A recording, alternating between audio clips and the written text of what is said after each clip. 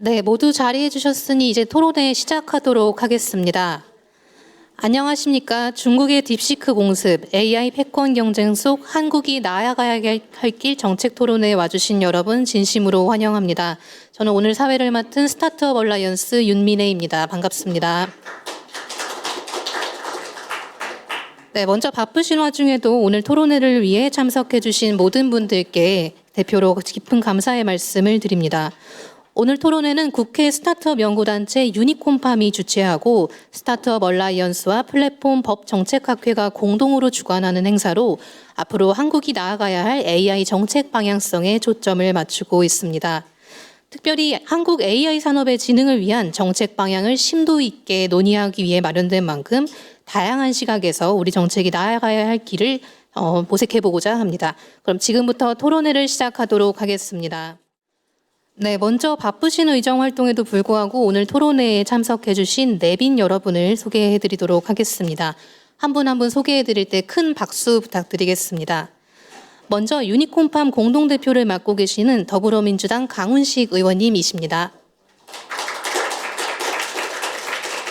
네, 다음으로 마찬가지로 유니콘팜 공동대표를 맡고 계시는 국민의힘 배현진 의원님이십니다. 네, 다음으로 유니콘팜 고문을 맡고 계시는 국민의힘 김성원 의원님 자리해 주셨습니다. 네, 다음은 더불어민주당 박상혁 의원님 자리해 주셨습니다. 네, 조국혁신당 이혜민 의원님 자리해 주셨습니다.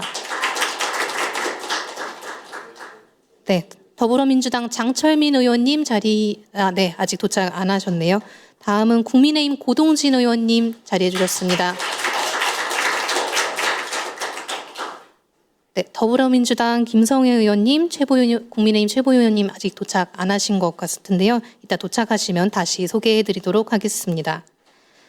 네, 다음으로 참석해 주신 분들의 환영의 말씀을 전해 듣도록 하겠습니다.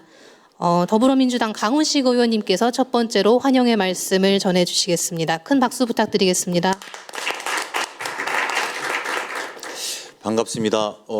처음 환영사 하면 원래 꼭 감사의 말씀을 드려야 될 분들이 있습니다. 좌장을 맡아주신 우리 황태희 교수님하고 또 우리 발제를 맡아주신 김상배 교수님 또 강영규 교수님을 비롯해서 각계의 분들께 먼저 감사의 말씀 먼저 올립니다. 중국의 딥시크의 열풍이 매우 무섭습니다. 그 공습이라고 저희가 표현했는데 미국 사회도 놀래고 전 세계가 깜짝 놀랐을 만큼 저 정도 자본으로 저 정도 투자해서 저런 결과를 이렇게 만들어낼 수 있구나 이렇게 생각하게 돼서 굉장히 충격이 크다고 저희는 판단하고 있습니다. 과거에 중국은 우리나라 물건 좀 따라 만드는 모방품 만드는 나라에서 지금은 우리 머리 위를 넘어서 미국을 넘어가겠다라고 하는 정도의 돌풍입니다. 반면에 한국의 AI는 뒤처질 만큼 뒤쳤다라는 걱정 속에서도 그래도 우리 아직 희망은 있다 이런 정도인 것 같습니다. 특히나 AI 같은 경우에는 저희는 여러 분야로 활용해서 쓸 수 있는 공간들이 많은 나라입니다. 그냥 단순하게 AI 자체를 고도화하는 영역들도 저희들의 과제이겠습니다만 그것뿐만 아니라 AI를 이용한 플랫폼의 고도화라든지 AI를 이용한 제조업의 고도화라든지 AI를 이용한 에너지 정책이라든지 이런 것들을 고도화할 영역들이 많은 분야입니다.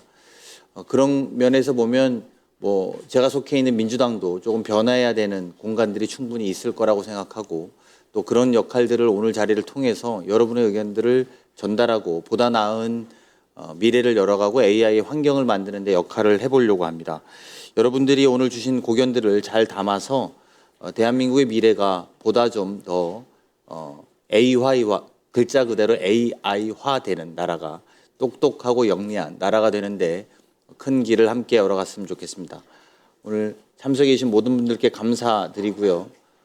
제 축사는 이렇게 마치겠습니다. 고맙습니다. 네, 말씀 고맙습니다. 다음으로 마찬가지로 유니콘팜 공동대표이신 국민의힘 배현진 의원님께도 환영의 말씀을 전해 듣겠습니다. 네, 안녕하세요. 배현진입니다. 오늘 먼저 이 중요한 세미나를 개최하자고 먼저 발제해 주시고 준비해 주신 우리 강훈식 공동대표님께 감사드리고요. 이 토론에 함께 참여해주신 모든 교수님들께도 진심으로 이 귀한 시간 내주셔서 감사드린다는 말씀 먼저 올리겠습니다. AI가 우리 삶에 어떤 영향을 미칠까, 이게 뭐 많은 분들이 생각들을 하시지만 제가 가장 최근에 목격했던 재밌었던 장면은 이 딥시크가 공개됐던 날 모두 아마 그 주식하시는 분들이 엔비디아 폭락 때문에 머리를 쥐어뜯는 모습들 주변에서 흔히 보셨을 텐데요. 저희 직원 중에도 밤잠을 설치면서 그런 친구들이 있었습니다. 미국 중심의 거대 자본과 어떤 하드웨어가 아주 그 요란하게 있어야 되는 그런 AI가 세계를 한동안 이끌어가지 않을까, 그 장벽이 무너지지 않겠다라는 그런 생각으로 우리도 그거를 후발주자로 쫓아야겠다라는 생각만 하던 중에 딥시크가 나오면서 방금 강문식 의원님 말씀하신 대로 저 정도의 비용과 저 정도 규모의 어떤 하드웨어로 저걸 할 수 있구나라는 세계적인 가능성을 저희는 또 중국의 그 딥시크에 대해서 평가해야만 하는 그런 시점인 것 같습니다. 우리가 뭐 세계 6위의 AI 지금 대국이라고 하긴 좀 그렇고 세계 6위라고 이제 평가는 돼 있던데요. 과연 대한민국이 이 미중 이 두 양강이 이끌어가는 AI 시장 이 속에서 과연 어떤 준비를 하고 있을까라는 고민을 갖던 중에 오늘 이렇게 또 귀한 분들 모시고 좋은 토론하게 돼서 저희가 많은 또 지혜의 말씀 구하게 된 것 같고요. 특별히 오늘 이 자리에는 저희 그 국회에서 반도체 특별법을 이제 처음으로 그 입안을 해주신 고동진 의원이 함께 계세요. 제가 저희 국민의힘에 모셔오려고 굉장히 지난 선거 전에 노력을 했고, 그 선거에 총선에 모셔오기 직전에 반드시 반도체에 관한 또 AI에 관한 연구를 하시겠다라고 약속을 주셔서 수개월에 걸쳐서 법안을 성안을 하셨고, 이제 발의를 하셨거든요.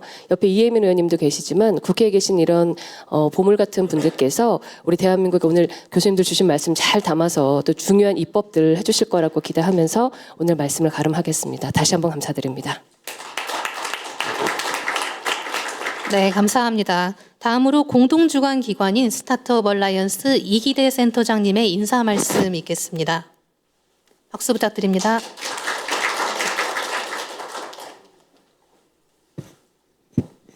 네, 오늘 귀한 시간 내서 토론회에 참석해 주신 유니콘팜 두 분 대표님, 더불어민주당 강훈식 의원님, 국민의힘의 배현진 의원님, 그리고 김성원 의원님, 이혜민 의원님, 박상혁 의원님, 고동진 의원님 모두 감사드립니다.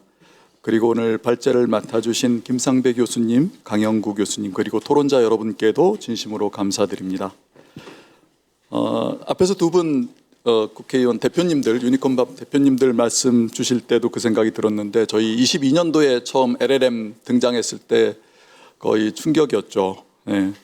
그런데 뭐 워낙 IT 공룡들이 참전을 하고 또 스타트업들도 투자 단위가 몇십 조씩 되다 보니까 그때는 그냥 남 얘기로만 알다가 사실 이 딥시크 등장하니까 저 같은 사람한테도 우리가 어떻게 하면 그런 스타트업을 만들 수 있겠느냐 뭐 이런 질문을 해주시는 기자님들이나 간담회도 많이 있었습니다.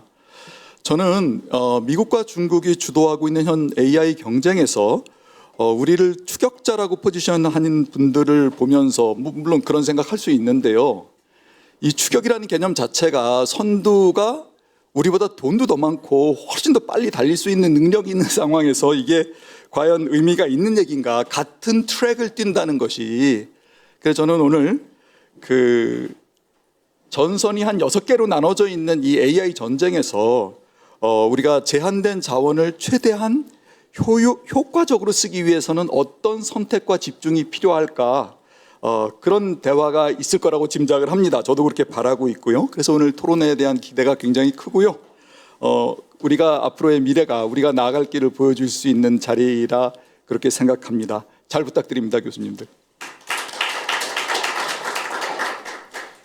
네, 환영의 말씀 주시는 사이에 한 분의 내빈이 또 도착하셨는데요. 더불어민주당 김성회 의원님도 자리해 주셨습니다. 박수 부탁드리겠습니다.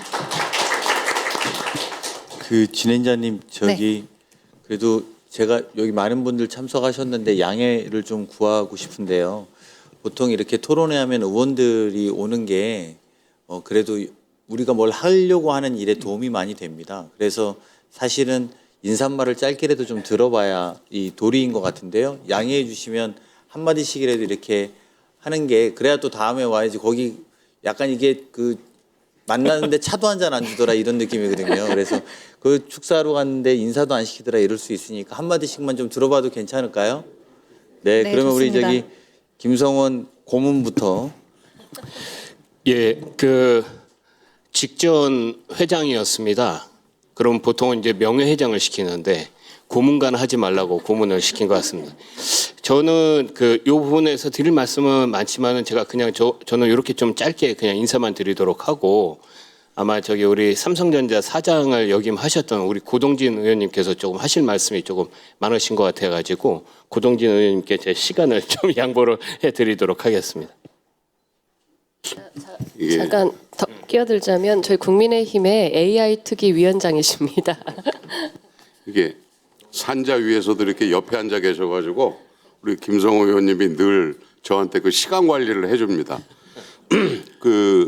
저는 오늘 여기 처음 참석을 했는데 현재 AI 관련해 가지고 사실은 이게 AI라고 하는 말이 처음 나온 게 1956년에 존 맥카시하고 교수 네 사람이 다트무스 대학에서 여름 캠프에서 처음으로 AI라고 하는 말을 썼어요.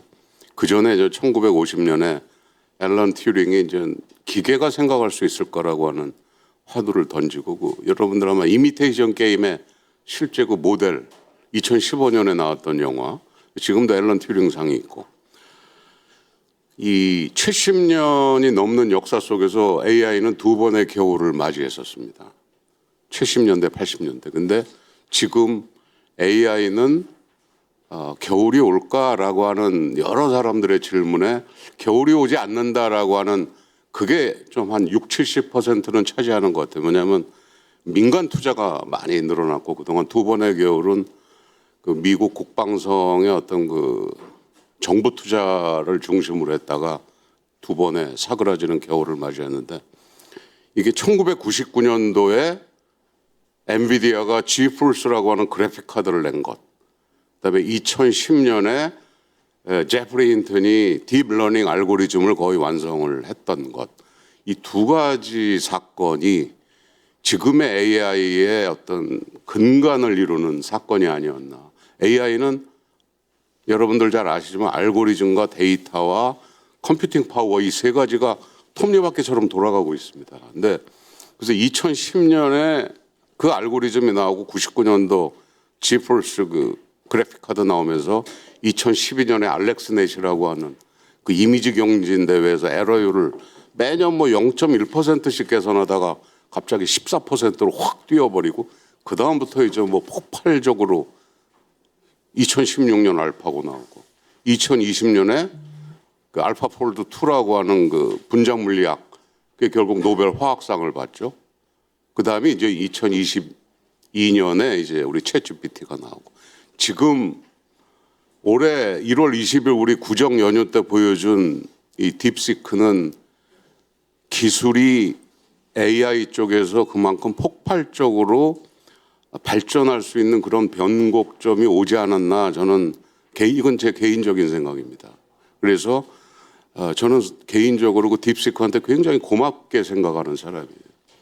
참고로 지금 엔비디아가 전부 다 이렇게 거의 뭐 좌지우지하고 있는 이 GPU에서 우리나라 NPU 기업 두 군데가 퓨리오사하고 리벨리온이 최근에 그 퓨리오사가 먼저 그 7.2 빌리언이니까 72억 개 파라메타 가지고서 테스트를 했는데 의미 있는 성과가 나왔어요. 그다음에 320억 개 파라메타를 가지고 시작을 하고 리벨리온 거는 한 6월 달부터 테스트를 들어갑니다. 그 LG AI 연구원에서 테스트를 지금 해주고 있는데 우리나라에서 굉장히 의미 있는 이런 일들이 스타트업을 중심으로 움직이고 있다라고 하는 사실은 하드웨어 인프라 측면에서 굉장히 고무적인 일입니다. 오늘 여기 스타트업 관계된 분들이 다 모이신 거로 알고 있는데 오픈 AI도 스타트업이고 결국 이 AI 쪽은 스타트업이 지금 주류를 이루고 있습니다. 그래서 여러분들 뭐 국가에서 준비하는 GPU가 뭐 1조 8천억 해서 뭐 만장이고 뭐 굉장히 좀 부족한 상황이 있지만 우리도 골든 타임이라고 하는 게 지나가지는 저는 않았다라고 봐요. 지금부터라도 얼마든지 우리가 잘할 수 있고 우리는 훌륭한 인적 자원을 가지고 있기 때문에 그래서 여러분들 일하시는데 제가 국회의원으로서 뭐 많이 부족한 사람이지만 입법을 통해서 여러분들을 지원할 수 있도록 열심히 노력하겠다라고 하는 말씀을 드립니다. 감사합니다.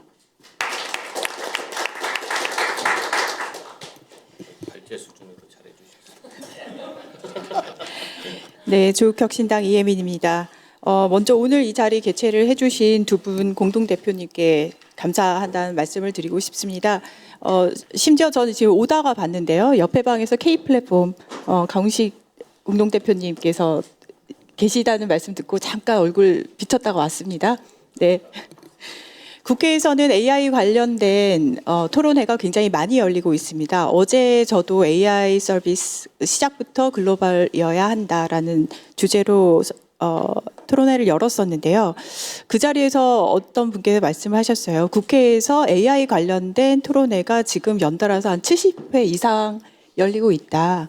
저는 이게 무엇을 의미를 하고 있냐면은 여러분께서 생각하시는 것보다 혹은 그 정도 기대하시는 것만큼 국회에서도 AI에 대한 이해도 그리고 AI에 대한 파급력 이것에 대한 이해도는 굉장히 많이 높아져 있고 어쩌면은 관련된 법안 그리고 규제 혹은 관련된 여러 가지 이슈들을 논의할 수 있는 굉장히 좋은 시점이 아닌가 싶습니다.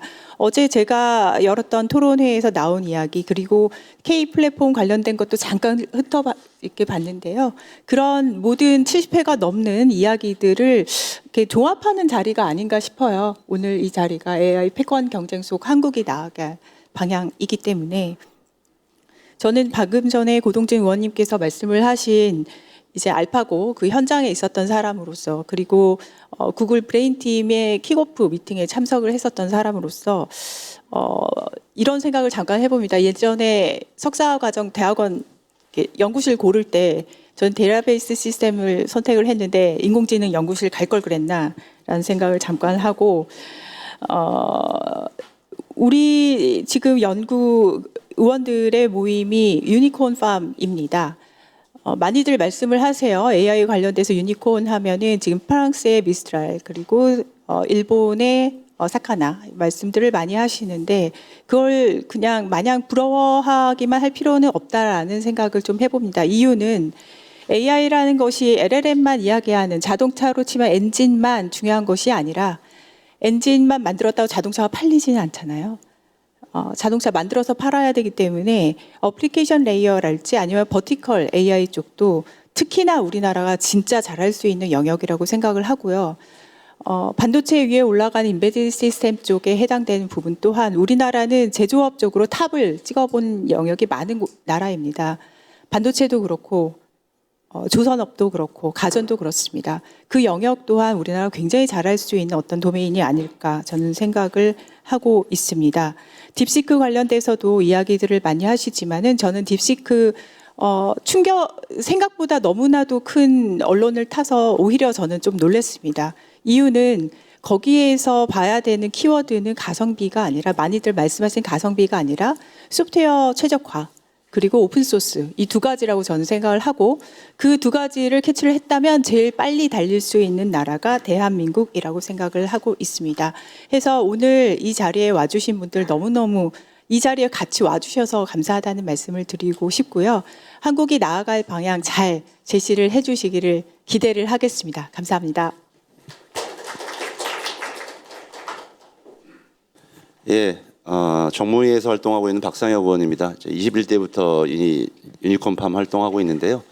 저는 변호사였는데 생각을 그때 2016년도 알파고를 보면서 저도 제일 먼저 없어질 직업이 변호사겠구나라는 생각을 하고 그런 대신 이 AI가 못하는 거 민원 받는 거 이런 거는 국회의원들이 더 유일하게 계속 남아서 할 수 있겠구나. 라고 해서 국회의원이 되었습니다. 그래서 제가 유니콘팜 하면서도 그런 관련된 법안도 만들고 하는데 더 성심을 다하고 있습니다. 오늘 말씀 주신 거 AI가 못하는 그런 법안들 말씀 잘 듣고 또 입법에 함께 하도록 하겠습니다. 감사합니다. 네, 잘 듣고 배우겠습니다.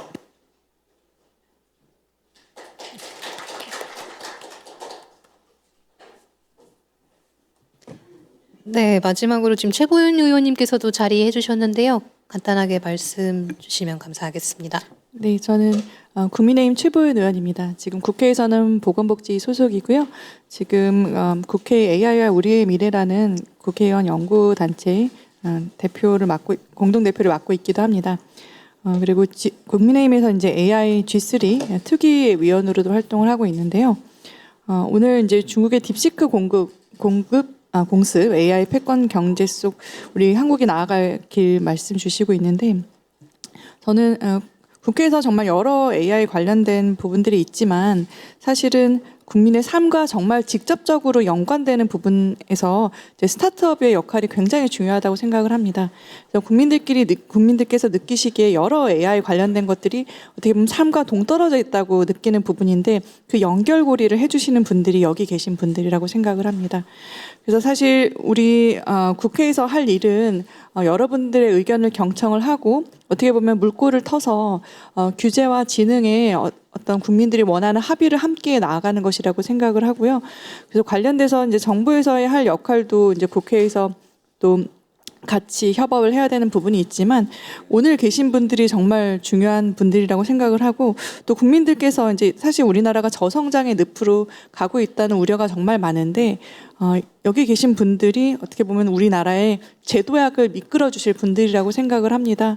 그래서 관련된 말씀 경청하고 정말 중요한 시기에 오늘 귀한 시간 내서 오신 분들 말씀을 꼭 듣고 또 정말 국회에서 할 일은 실천하는 일이라고 생각을 하는데 전국에 여러 어려움이 있지만 이런 부분들은 여야가 함께 할 수 있는 부분이라고 생각을 하고 저도 미력이나마 최선을 다하겠습니다. 감사합니다. 네, 귀한 말씀 주신 의원님들께 다시 한번 큰 박수 부탁드리겠습니다. 네, 마지막으로 공동주관 기관인 플랫폼 법정책학회 학회장님이시자 서울대학교 법학전문대학원 이봉희 교수님의 인사 말씀이 있어야 되는데요. 갑작스러운 모친상으로 현장에 참석을 못하셨습니다. 삼가 고인의 명복을 빕니다. 네, 이제 본격적인 토론 진행에 앞서 기념사진 촬영을 먼저 하도록 하겠습니다.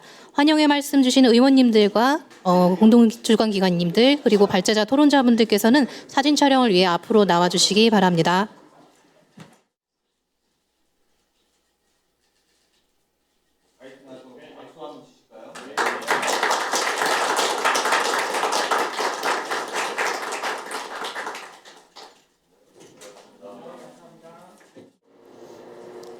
네, 기다려주셔서 감사합니다. 저희가 기념사진 촬영을 하는 동안 한 분의 내빈께서 또 도착을 하셨는데요. 잠깐 소개드리고 박수 부탁드리겠습니다. 더불어민주당 김한규 의원님 현장 참석해 주셨습니다. 박수 부탁드리겠습니다. 네, 이제 본격적으로 토론회를 시작하도록 하겠습니다. 오늘 토론회는 두 분의 발제에 이어 종합 토론을 진행하는 순서로 준비되어 있습니다. 먼저 김상배 서울대학교 법학전문대학원 교수님께서 미중 AI 패권 경쟁과 한국, 국제 정치학으로 본 국가 전략의 방향이라는 주제로 토론회 문을 열어주시겠습니다. 교수님께 박수 부탁드리겠습니다. 예, 안녕하세요. 서울대학교 정치외교학부의 김상배 교수입니다. 예, 저는 기본적으로 정체성이 국제정치학자입니다. 네, 오늘 AI 스타트업과 관련된 토론회인데 국제정치학자가 첫 번째 발표를 하는 세상이 됐습니다. 예. 이런 세상이 좋은 세상인지는 저는 잘 모르겠는데 적어도 저는 좋습니다. 예. 제가 연구하고 있는 바를 이렇게 국회에서 또 전문가분들한테 말씀드릴 수 있는 기회가 돼서 너무 좋습니다. 제가 저한테 주어진 시간이 그렇게 길지가 않아가지고 자세히 설명드릴 시간은 없을 것 같습니다. 근데 조금 자세히 적었는데 뒤에 토론하시는 분들께서 나름대로 토론의 방향을 설정하시는 데 도움을 드리려고 좀 적었는데 발제는 좀 더 간략하게 핵심을 중심으로 말씀드리도록 하겠습니다. 그리고 또 저희 국제정치학에서 이 문제를 보는 기본적인 시각이 디테일을 보기보다 좀 더 크게 또는 또 시간적인 차원에서 좀 중장기적으로 문제를 보는 뭐 이런 시도를 좀 하고 있기 때문에 뭐 나름대로 그와 의도를 저희가 살려가지고 말씀을 드려보도록 하겠습니다. 오늘 말씀드리게 될 거를 그냥 몇 마디로 요약해서 말씀드리다 보면은 AI가 지금 되게 중요해지고 있다, 기술이. 예. 그런데 AI와 관련된 국제정치적인 차원에서의 경쟁은 기술 경쟁만이 아니라 중충적으로 연결되어지는, 오늘 패권이라는 말이 나오잖아요. 패권을 들먹일 정도의 전쟁이 이루어지고 있고, 지금 이 분야에서의 변화는 향후 정치, 군사적인 차원에서의 국제정치의 질서의 변화를 야기할 그런 조짐들을 좀 보인다, 라는 말씀입니다.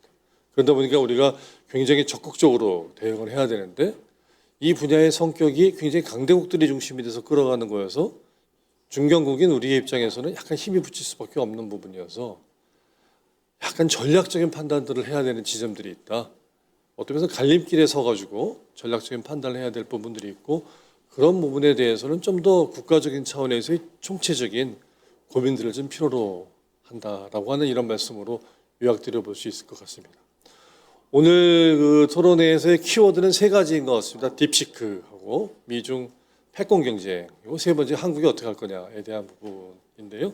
그걸 중심으로 잠깐 말씀을 좀 드려보도록 하겠습니다. 요즘 알파고 쇼크 얘기하고 챗GPT 쇼크 얘기해서 이게 인공지능 관련된 쇼크에 대한 것들이 나오는데, 아무도 최근에 가장 주목을 끌었던 것은 딥시크 쇼크인 것 같습니다. 공교롭게도 중국이 미국 트럼프 대통령 취임할 때 딱 맞춰가지고 발표를 한 거에 어떤 의미가 무엇인가.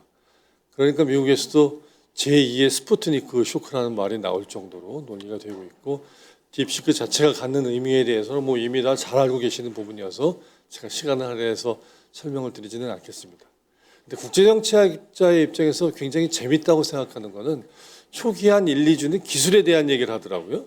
이게 가성비가 있고 미국이 했었던 방식으로 안 해도 중국이 쫓아온다 이런 얘기를 했는데, 그 뒤에 3, 4주 이후에 기본적인 논의의 초점은 딥시크가 야기하는 안보 리스크 쪽으로 가고 있습니다. 데이터 안보, 개인정보의 유출, 사이버 안보 이런 쪽으로 가고 있는 부분이어서 이슈 자체가 이게 단순히 기술과 경제, 산업의 이슈가 아니라 어떤 면에서는 국제적인 체제의 안보와 외교, 또는 더 나아가서는 전쟁과 관련된 이런 이슈로까지 연결되는 종합적인 측면을 보여준다는 게 딥시크에서 우리가 읽어낼 수 있는 부분이지 않나라는 생각을 해보게 됩니다.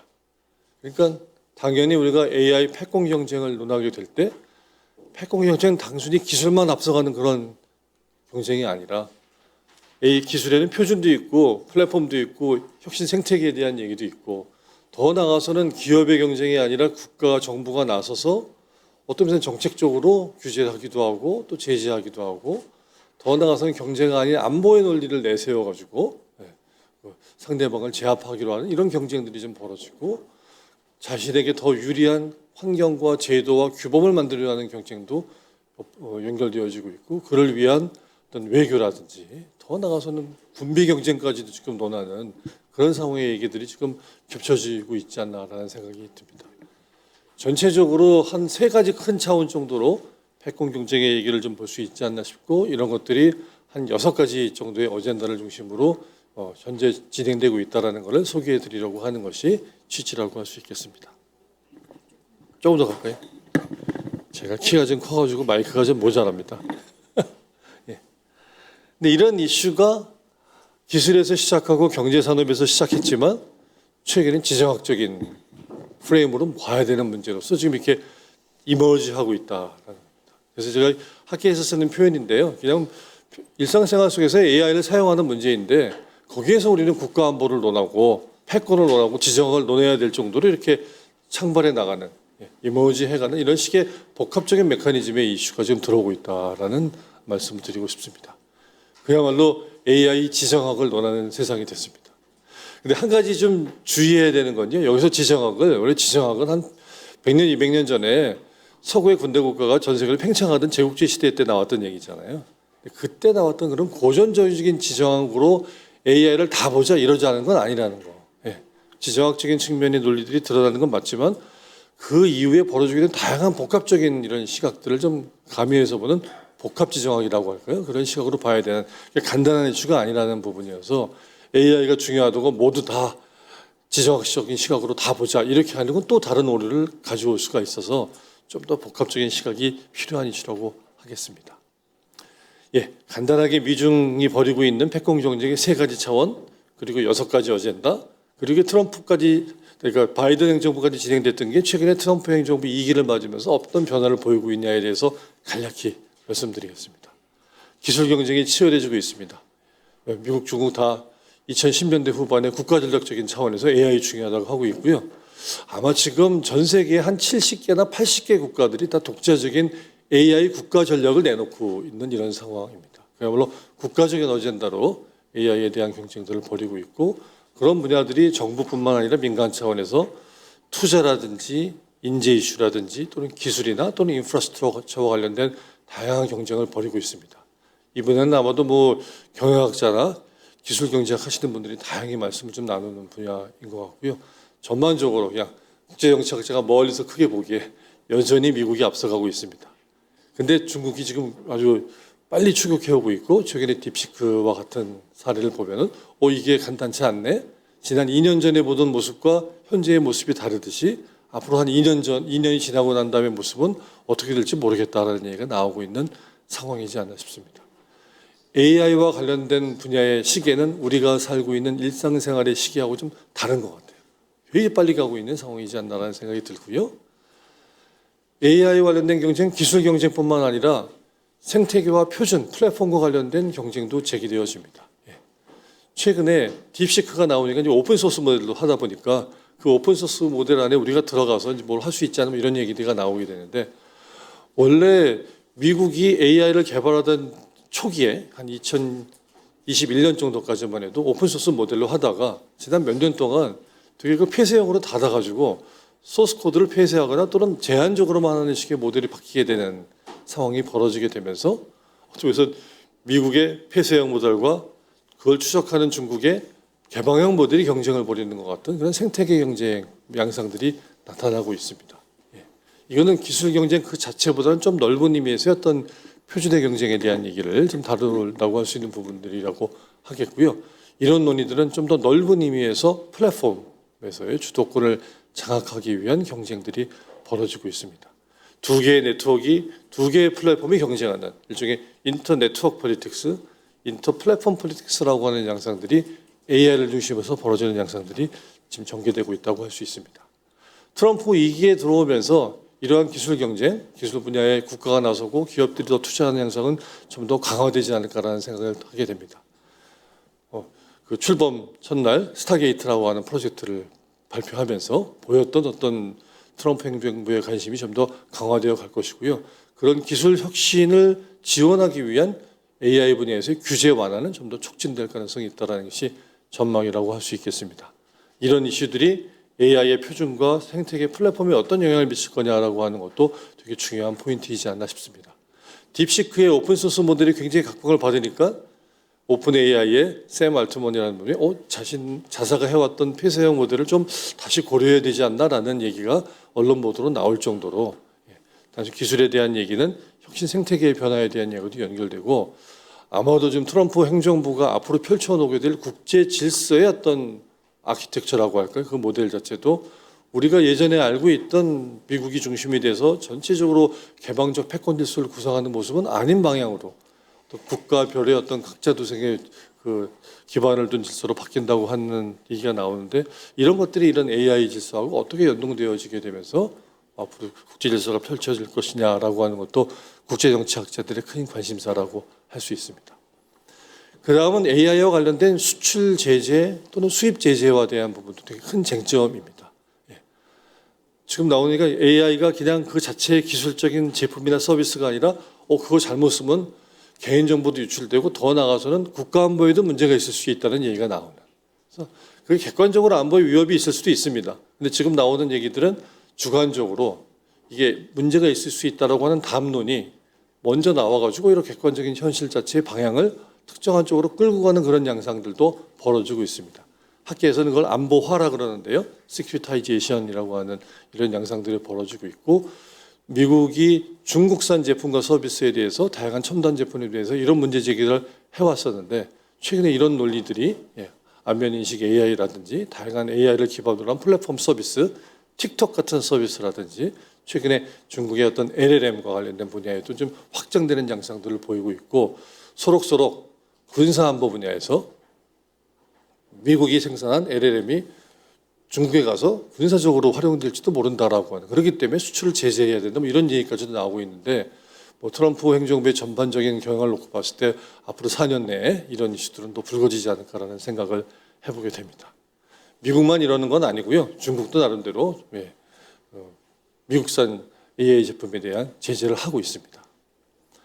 그런 과정에서 문제가 되는 것은 인공지능이 국가안보의 문제다라고 얘기하는데 그거에 대해서 강조점을 두는 부분들이 다 국가마다 사회마다 다르다는 게 또 문제라고 할 수 있습니다. 어떤 쪽에서는 AI가 갖는 사회적인 세이프티를 강조하는 입장이라면 어떤 쪽은 이코노믹한 차원에서 경제 안보를 강조하는 얘기를 하고 또는 정치적인 차원에서 민주주의의 위협이 되는 정치적인 안정성 또는 체제의 안정성 뭐 이런 것들을 얘기하기도 하고 더 나아가서는 인류에게 위협이 되는 인간 안보에 대한 얘기, 일종의 포스트 휴먼의 어떤 기술의 위협에 대한 얘기를 하기도 다양한 스펙트럼들을 보이고 있습니다.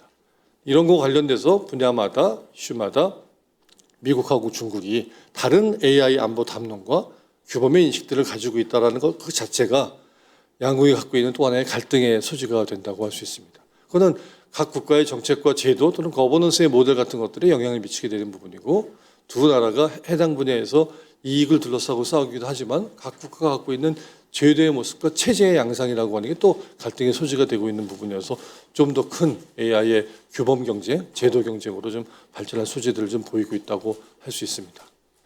트럼프 2기에 이런 AI 자체를 안보의 시각으로 보고 제지하고 경쟁하고 하는 것들은 어떻게 진행될 것이냐. 뭐 현 상황에서는 좀 더 적극적으로 안보와의 담론을 도입해서 중국의 AI 제품과 서비스에 대한 규제를 하지 않을까 싶습니다. 1차적으로 딥시크 나오고 난 다음에 좀 더 그 전에 AI 반도체를 둘러싸고 진행되었던 미국의 제재를 좀 더 강화해야겠다는 얘기들이 벌써 나오고 있는 이런 상황이라고 할 수 있고요. 이런 분야들은 좀 더 넓은 의미에서의 디지털 플랫폼 분야에까지 확장되면서 최근에 이게 인터넷이 둘로 쪼개질지도 모른다는 얘기가 나온 지가 수년 됐잖아요. 일종의 이게 스프린터넷 내지는 분할 인터넷에 대한 얘기 또는 플랫폼의 영역 자체가 지정학적 경쟁화 될 가능성도 좀 더 가속화되지 않을까라는 우려를 하게 됩니다. 이런 경쟁에 대한 얘기, 안보에 대한 얘기를 자꾸 하다 보니까 상대적으로 지난 바이든 행정부에서 강조되었던 AI에 대한 윤리적인 어프로치들, 좀 규범을 만들자라고 하는 부분은 좀 소홀히 취급될 가능성이 있지 않나. 또 국제적으로도 작년에 저희가 굉장히 중요한 AI 윤리 규범 관련된 국제회의들 여러 차례 하면서 이런 것들에 대해 모색을 했는데 그런 국제적인 노력도 살짝 그 미국은 좀 관심이 없어할 그런 가능성들이 있지 않나라는 전망을 해보게 됩니다.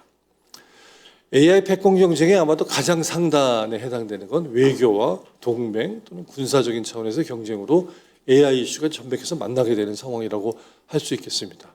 첨단 과학기술은 지난 5, 6년 전부터 이미 동맹 외교의 이슈가 됐습니다. 특히 여러분들 5G 그 관련된 이동통신 장비와 관련돼서 벌어졌던 화웨이 사태에 대해서 알고 계실 텐데요.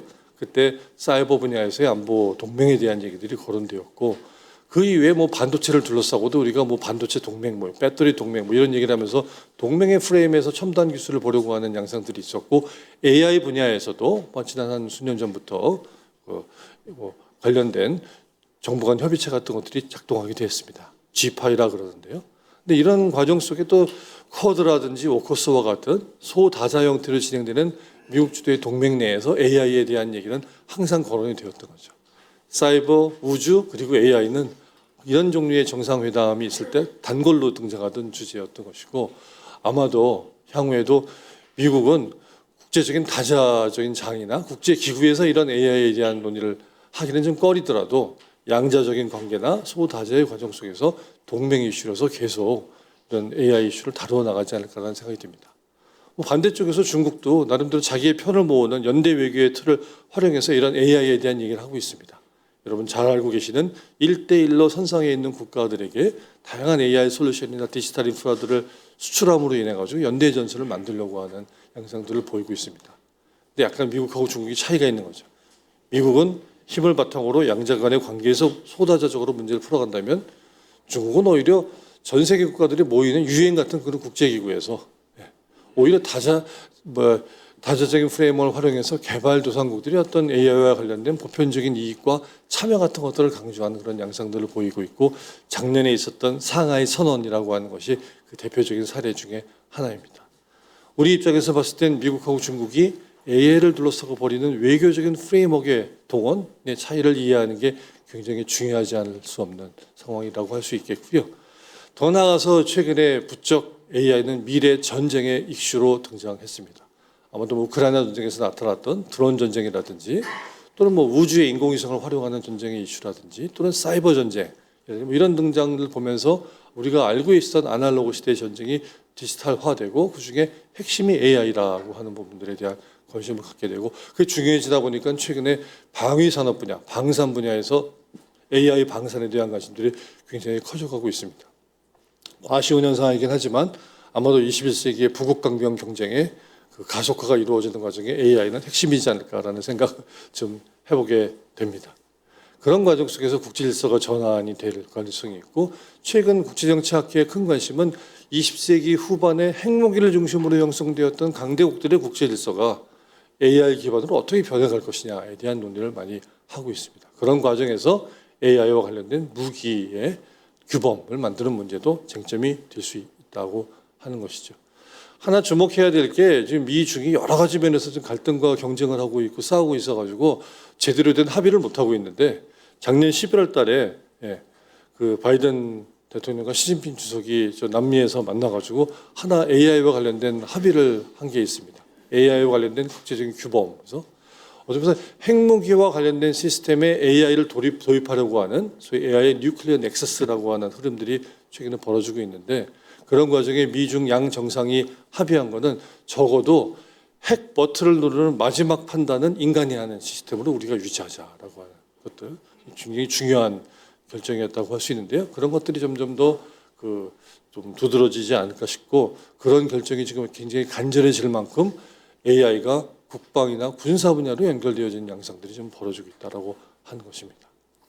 외교와 군사 분야에서 그 트럼프 2기에 펼쳐지게 될 정책의 양상들을 보면 아마도 양자 외교를 선호하는 이런 걸로 알려져 있기 때문에 그런 동맹의 틀 안에서 AI를 계속해서 좀 논의하게 될 것 같고요. 아마도 국방 혁신, 군사 혁신의 큰 아이템으로 AI에 대한 강조들을 하게 되고, 아까 잠깐 스타게이트 프로젝트 말씀드렸는데, 또 그거보다 더 큰 의미에서 우리가 핵무기를 만들었던 미국의 프로젝트인 그 맨하탄 프로젝트 같은 거를 AI 분야에서 하자라는 얘기가 지금 나와서, 어떤 군사 분야를 중심으로 해서 기술 혁신을 이끌어가지고 전 사회적인 어떤 그 영향을 미치려고 하는 부분들에 대한 얘기들이 지금 서로 나오고 있고, 그런 과정 속에서 미국의 빅테크이거나 또는 국방 AI 관련된 스타트업 기업들이 이 국방 분야로 러시를 좀 보이고 있는 양상들이 지금 최근에 나타나고 있습니다. 이런 분야들은 세계의 글로벌한 방위산업 질서의 변동뿐만 아니라 더 나아가서 국제 안보 질서의 변동까지도 야기할 수 있는 이런 조심이라는 차원에서 국제정치학자들이 많이 관심을 갖고 있는 포인트라고 하겠습니다. 마지막 세 번째 아이템은 지금 시간이 많지 않아서 한 5분 이내로 제가 몇 가지 포인트만 말씀드리는 식으로 진행하도록 하겠습니다. 첫 번째는 기술과 관련돼서 우리가 어떤 면에서는 굉장히 많은 자원을 가지고 있는 강대국이 아니기 때문에 뭔가 선택과 집중을 해야 되는 것이 아니냐라는 얘기입니다. 현재 업계나 학계에서 논의되어지고 있는 논의는 크게 두 가지 옵션인 것 같습니다. 어떤 면에서 이렇게 파운데이션 모델을 개발해서 빅테크를 따라가서 AI 분야에서 빅3가 되는 이런 전략을 쓰자라는 얘기가 있다면, 그런 어떤 기반 모델보다는 특화된 모델을 가지고서 어떤 특정 분야에 응용하고 적용함으로 인해서 틈새 시장을 공략하는 데서 뭔가 새로운 부가가치를 만들자는 모델 두 가지가 있지 않나 싶습니다. 대학 입시에 비유해 보면 국영수 열심히 해가지고 전교 1등 한번 노려보자라고 하는 식의 전략이라면, 내 실력은 거기까지는 아니니까 암기 과목 열심히 해가지고 암기 과목 만점 받아서 안정적으로 그래도 대학 들어가자 이런 전략 같은 것들이 경합한다는 모습일 수 있을 것 같습니다. 근데 이 AI 분야의 기본적인 특징 자체는 국영수를 포기하고서는 대학은 들어갈 수 없듯이 기본적으로 첨단 기술에 해당되는 걸 쫓아가지 않으면은 전체적인 트렌드를 익히지 않으면은 어려움들이 많은 그런 분야가 아닌가라는 생각이 듭니다. 그래서 기본적으로 자신의 어떤 자강의 능력이라고 하는 것들 굉장히 이게 되게 중요한 부분이다라는 것이고, 그렇지만 우리가 미국이나 중국 같은 큰 나라하고 대적할 정도의 그 능력이 있는 이런 나라가 아니기 때문에 어떤 면에서는 제한된 분야의 선택과 집중이라는 게 되게 중요할 수 있다. 근데 그런 거에 대한 가능성을 최근에 딥시크가 좀 보여주지 않았나 싶은 생각이 듭니다. 결론적으로 말씀드리다 보면 이런 과정 속에서 우리가 강대국들이 벌이는 일종의 규모의 게임이라고 하는 그 1등이 되려는 전략에 대한 정신도 잊지 말고, 그렇지만 나름대로 틈새를 노리는 어떤 전략을 복합적으로 가져가는 게 되게 중요한 포인트이지 않나라는 생각을 해보게 됩니다. 두 번째는 아까 표준과 생태계 플랫폼에 대한 얘기인데요. 최근에 뭐 딥시크가 오픈소스 모델을 하다 보니까 오히려 거기에 올라타가지고 같이 그 기술 혁신하는 게 우리가 더 유리하지 않나라는 생각을 하는데, 이제 국제정치학자의 시각에서 봤을 때는 단순히 그렇게 기술과 경제 산업적인 시각에서만 선택할 수 없는 그런 난점이 있지 않나 싶습니다.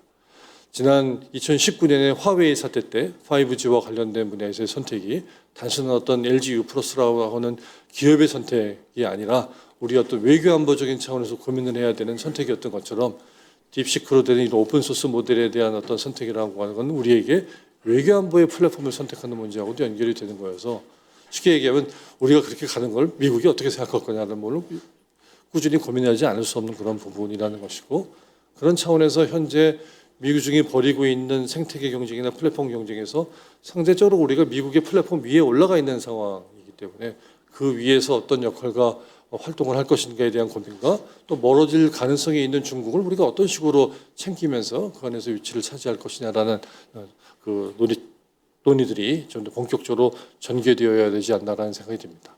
이 이슈는 뭐 제가 설명드릴 시간은 없는데, 국제정치학계에서 최근에 미들 파워 디플로머시라는 차원에서 뭐 자칫하면 우리가 미들 파워는 왼쪽이냐 오른쪽이냐, 미국이냐 중국이냐 뭐 이런 식의 선택의 것으로 얘기되어질 수 있지만, 오히려 이런 플랫폼의 세팅에서 놓고 봤을 때는 통칭해서 이게 플랫폼 위에 플랫폼을 해서 역할을 하게 되는 그런 상하의 게임으로 중견국 외교를 보좌라는 논의를 학계에서 진행하고 있습니다. 이건 이 정도로 소개하고 넘어가야 될 것 같고요. 그 다음은 AI와 관련된 규제와 진흥에 대한 얘기입니다. 작년에 국회에서 AI 기본법이 통과가 되었는데, 여러 가지 어떤 고민 끝에 만들어진 뭐 산물이라고 할 수 있는데, 학계에서는 약간 좀 이게 지금 이렇게 빠르게 경쟁하고 있는 AI 세상에 좀 오늘 AI 스타트업 같은 이런 기업들을 좀 도와주는 법이기보다는 오히려 뭐 유럽의 어떤 그 AI 규제 모델을 좀 더 이렇게 좀 많이 참고한 규제적인 오리엔테이션을 갖는 법이 아니냐는 그 어떤 우려를 갖고 있는 것이 사실입니다. 그런데 지금 미국이 트럼프 2기에 벌이고 있는 양상들을 보면 오히려 그쪽은 AI에 대한 탈규제와 플랫폼에 대한 탈규제를 통해서 미국이 기술 혁신을 좀 더 진작하려는 방향으로 갈 뿐만 아니라, 미국이 교류하고 있는 다른 국가들이 그런 규제를 하고 있으면 이게 오히려 또 뭐 관세를 매길 수도 있다는 이런 얘기가 나오는 식으로 전체적인 트렌드가 지금 변해가고 있는 양상들을 우리가 고민해 볼 필요가 있지 않냐. AI가 지나치게 위험성이 많아지는 건 규제해야 되지만 이걸 진행하려는 마인드에 균형이 필요하지 않나라는 생각을 좀 해보게 됩니다. 저희가 원래 산업화와 경제개발 시기에 어떤 발전 국가라고 하는 부분들을 중심으로 국가 모델을 설정해 왔다면, 그런 것들이 자칫 너무 규제 쪽으로 지금 가고 있는, 그래서 저희가 학계에서 최근에 포스트 발전 국가 모델에 대한 얘기를 합니다. 진흥을 하더라도 바뀐 전체적인 상황의 규제와 어떻게 균형을 맞춰가면서 우리가 갖고 있었던 데벨롭멘털 스테이트 모델을 좀 더 21세기적인 모델로 변화시켜 나갈 것이냐라고 하는 그런 얘기들을 하고 있는 부분이어서, 어떤 면에서는 단순히 AI와 플랫폼에 대한 규제 정책을 고민하는 게 아니라 이 분야에 우리 국가 모델, 발전 모델, 국가 책략 이런 걸 좀 고민해야 되는 상황이지 않나 하는 생각을 해보게 됩니다. 그 다음은 뭐 지금 미국이 압박하고 있는 안보화를 내세워서 압박하고 있는 어떤 중국에 대한 제재의 그 흐름에 우리가 어느 정도 동참할 것이냐에 대한 문제. 근데 사실 미국 제품이, 중국 제품이 싸기도 하고 또 다른 성능도 좋아지다 보니까 쓰려고 하는 유혹들이 좀 많아지고 있는 부분이어서, 대표적인 게 아마 딥시크나 최근에 알리바바에서 내고 있는 Q1이나 뭐 이런 것들이 대표적인데, 근데 그걸 그냥 가져다 쓰기에는 조금 좀 미심쩍고, 또 어떤 면에서는 이걸 쓰고 난 다음에 오게 될 다른 어떤 여파들이 두려워서 못 쓰게 되는 이런 양상 속에 지금 우리가 있는 부분인데, 이런 부분들에 대한 고민도 우리 어떤 경제적인 차원에서 어떤 산업이나 기업들을 진행한다는 맥락에서 보면 좀 더 고민해야 되는 포인트일 수 있다. 근데 그냥 무작정 고민하면 안 될 것 같습니다. 우리가 생각하는 AI와 관련된 안보는 어떤 식의 개념이라는 원칙을 좀 세우고 기준을 만들어가지고 어떤 우리가 국가적인 또는 기업적인 선택을 하더라도 미국이 어떻게 다른 얘기 할 수 없는 또는 중국의 입장에서 봐서도 나름대로 납득할 수 있는 뭐 이런 식의 선택에 대한 고민들이 좀 필요하지 않나라는 생각이 들고요. 뭐 동맹과 연대와 관련된 분야도 앞서 잠깐 말씀드렸지만 미국과 중국 사이에서 누구하고 협력할 거냐.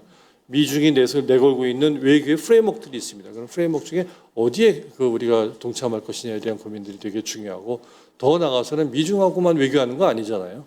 그 전체적인 글로벌한 차원에서 국제사회를 염두에 둔 글로벌한 차원에서의 라이크 마인드드 컨트리들, 동지 국가들하고의 어떤 연대라는 것들 염두에 둔다라든지 그런 과정의 중견국으로서 제시할 수 있는 나름대로의 어떤 비강대국으로서의 어떤 규범에 대한 것도 강조하는 부분들이 필요하지 않나라는 생각을 하게 됩니다. 마지막으로 말씀드리고 싶은 부분은 아마도 국방 분야에서도 우리가 이런 갈림길에서 선택을 해야 되는 상황들이 현재도 닥쳐 있고 앞으로도 계속해서 다가오지 않을까라는 생각이 듭니다. AI 분야는 군사적인 차원에서 무기를 개발하고 또 우리가 요새 K방산에 대한 얘기를 많이 하고 있는데 거기에도 탑재해가지고 팔아야 되는 그런 아이템일까요? 아니면 AI는 군사적으로 사용하면 안 된다라고 하는 어떤 윤리적인 규범을 가지고 그런 것들을 만들려고 하는 국제적인 어떤 흐름에 참여해서 우리가 목소리를 내야 되는 그런 부분일까요? 국방에서의 어떤 이익을 찾는 분야와 또 이런 윤리적인 스탠스를 유지하는 거에 어떤 고민 같은 것들에 대해서 우리가 고민할 필요가 있다라는 것이고요. 더 나아가서는 다양한 어떤 군사 기술 혁신 모델이라든지 군사 전략이라든지 이런 분야 같은 것들에 대한 고민이 필요하고 그런 과정에서 아마도 한미 국방 협력, 한미 동맹이라고 하는 변수가 되게 중요한 이슈로서 나오게 될 것이다. 라는 말씀 정도 드리도록 하겠습니다. 시간이 많이 지나서 마지막으로 한 가지 말씀드리면 아까 2019년에 화웨이 사태에 대해 말씀을 좀 드렸던 것 같은데요. 그 당시에 이 화웨이와 관련된 장비를 선택하는 문제는 단순히 민간 기업의 기술과 산업 경제의 선택이 아니라 어떤 국가적인 차원에서의 외교 안보의 선택으로서 좀 이해되었던 측면들이 있는데 그런 것들을 지난 몇 년 동안 이런 사태가 또 벌어지게 되면 우리가 어떻게 할 것이냐에 대한 논의를 경제 안보라든지 기술 안보 분야에서 오랫동안 얘기가 되어져 왔습니다. 지금 생각해 보게 되는 것은 AI와 관련돼서 미중 사이에서 아까 말씀드린 그런 사이에서 우리가 갈림길 속에서 전략적인 선택의 고민의 어떤 과제를 안게 될 것이고 그런 부분들을 제대로 하지 못했을 때 좀 어려움을 겪게 될 부분들에 대한 그런 대비들이 좀 필요하고 이건 국가적인 차원에서 우리가 해야 되는 이슈가 아닌가라는 말씀드리면서 마치도록 하겠습니다. 감사합니다. 네, 감사합니다. 서울대학교 정치외교학부 김상배 교수님께서 미중 AI 패권 경쟁 속에서 중견국으로서 우리나라는 규제 마인드를 넘어 지능 혁신 마인드로 전환이 필요하다는 말씀 전해 주셨습니다. 다음으로 강영구 한양대학교 파이낸스 경영학과 교수님께서 초거대 인공지능 생태계 현황 분석과 대응 방안이란 주제로 발표해 주시겠습니다. 교수님께 박수 부탁드리겠습니다. 저는 이제 시간이 많이 지나서 결론 위주로 한 10분 정도만 말씀드리도록 하겠습니다. 첫째 이제 김상배 교수님께서도 말씀하셨는데요. 현재 우리나라 인공지능 청사진, 인공지능 기본 전략 검색하면 이제 이런 자료가 대체적으로 나옵니다. 근데 이게 청사진으로는 아름답고 좋은데요. 전략은 아닌 것 같습니다. 경영학적으로 봤을 때. 그래서 제 생각에 우리나라 인공지능 전략은 아직 없는 것 같아요. 왜냐하면 전략의 기본은 김상배 교수님 말씀하신 선택과 집중이거든요. 선택과 집중을 하는데 그러면 어떻게 선택과 집중을 해야 될 것이냐.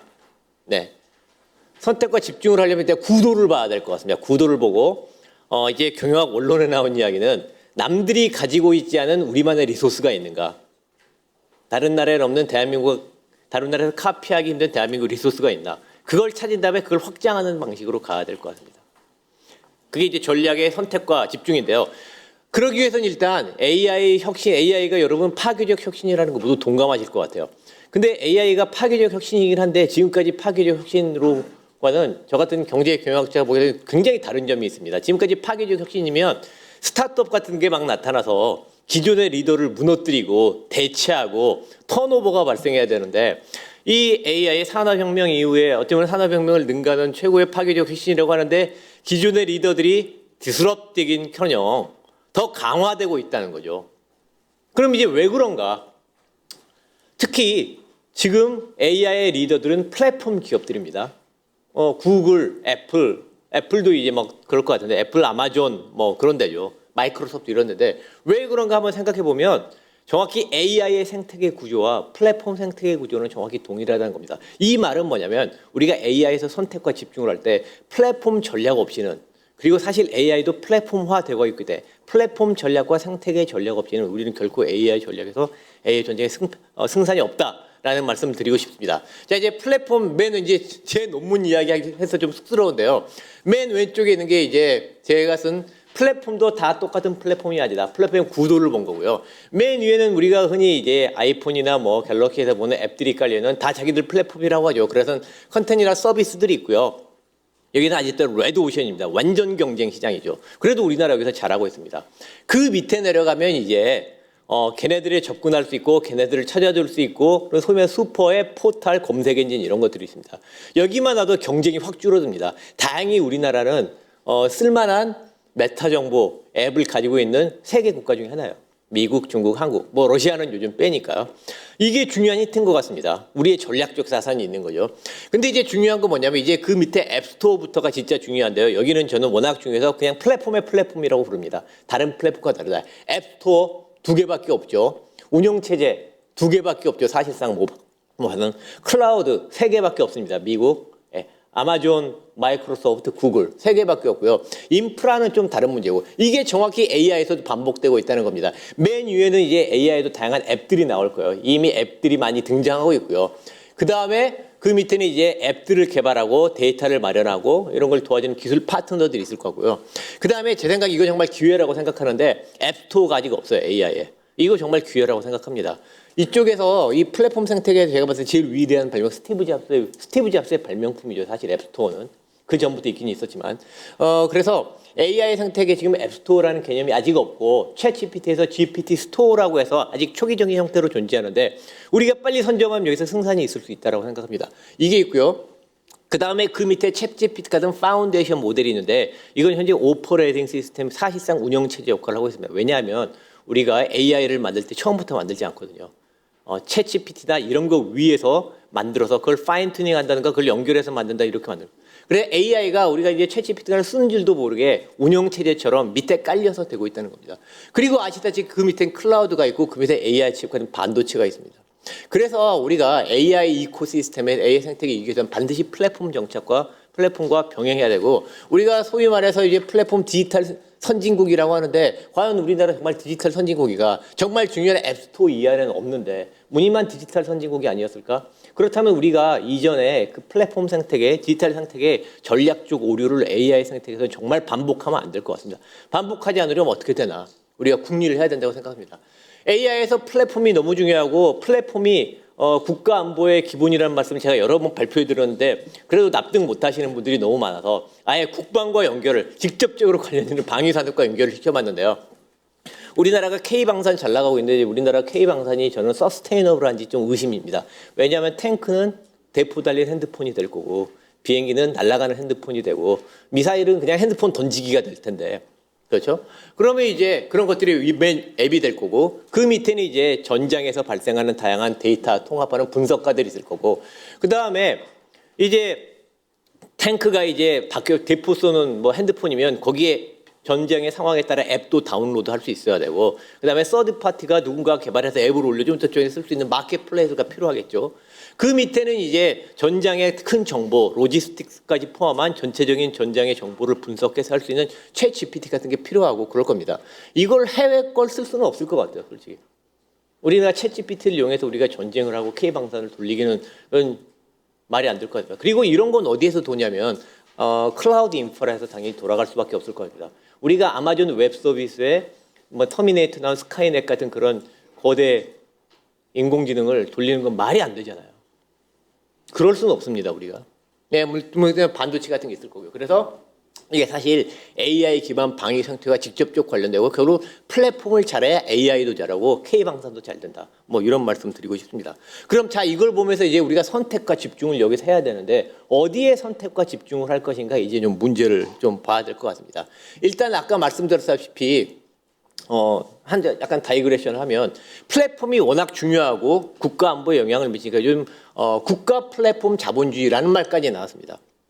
이게 저는 뭘 약간 리마인드 시키냐면요. 자원민족주의 약간 그런 개념이더라고요. 왜냐하면 아까 고동진 의원님께서 정말 좋은 말씀하셨어요. AI의 3요소 그중에 데이터 말씀하셨죠.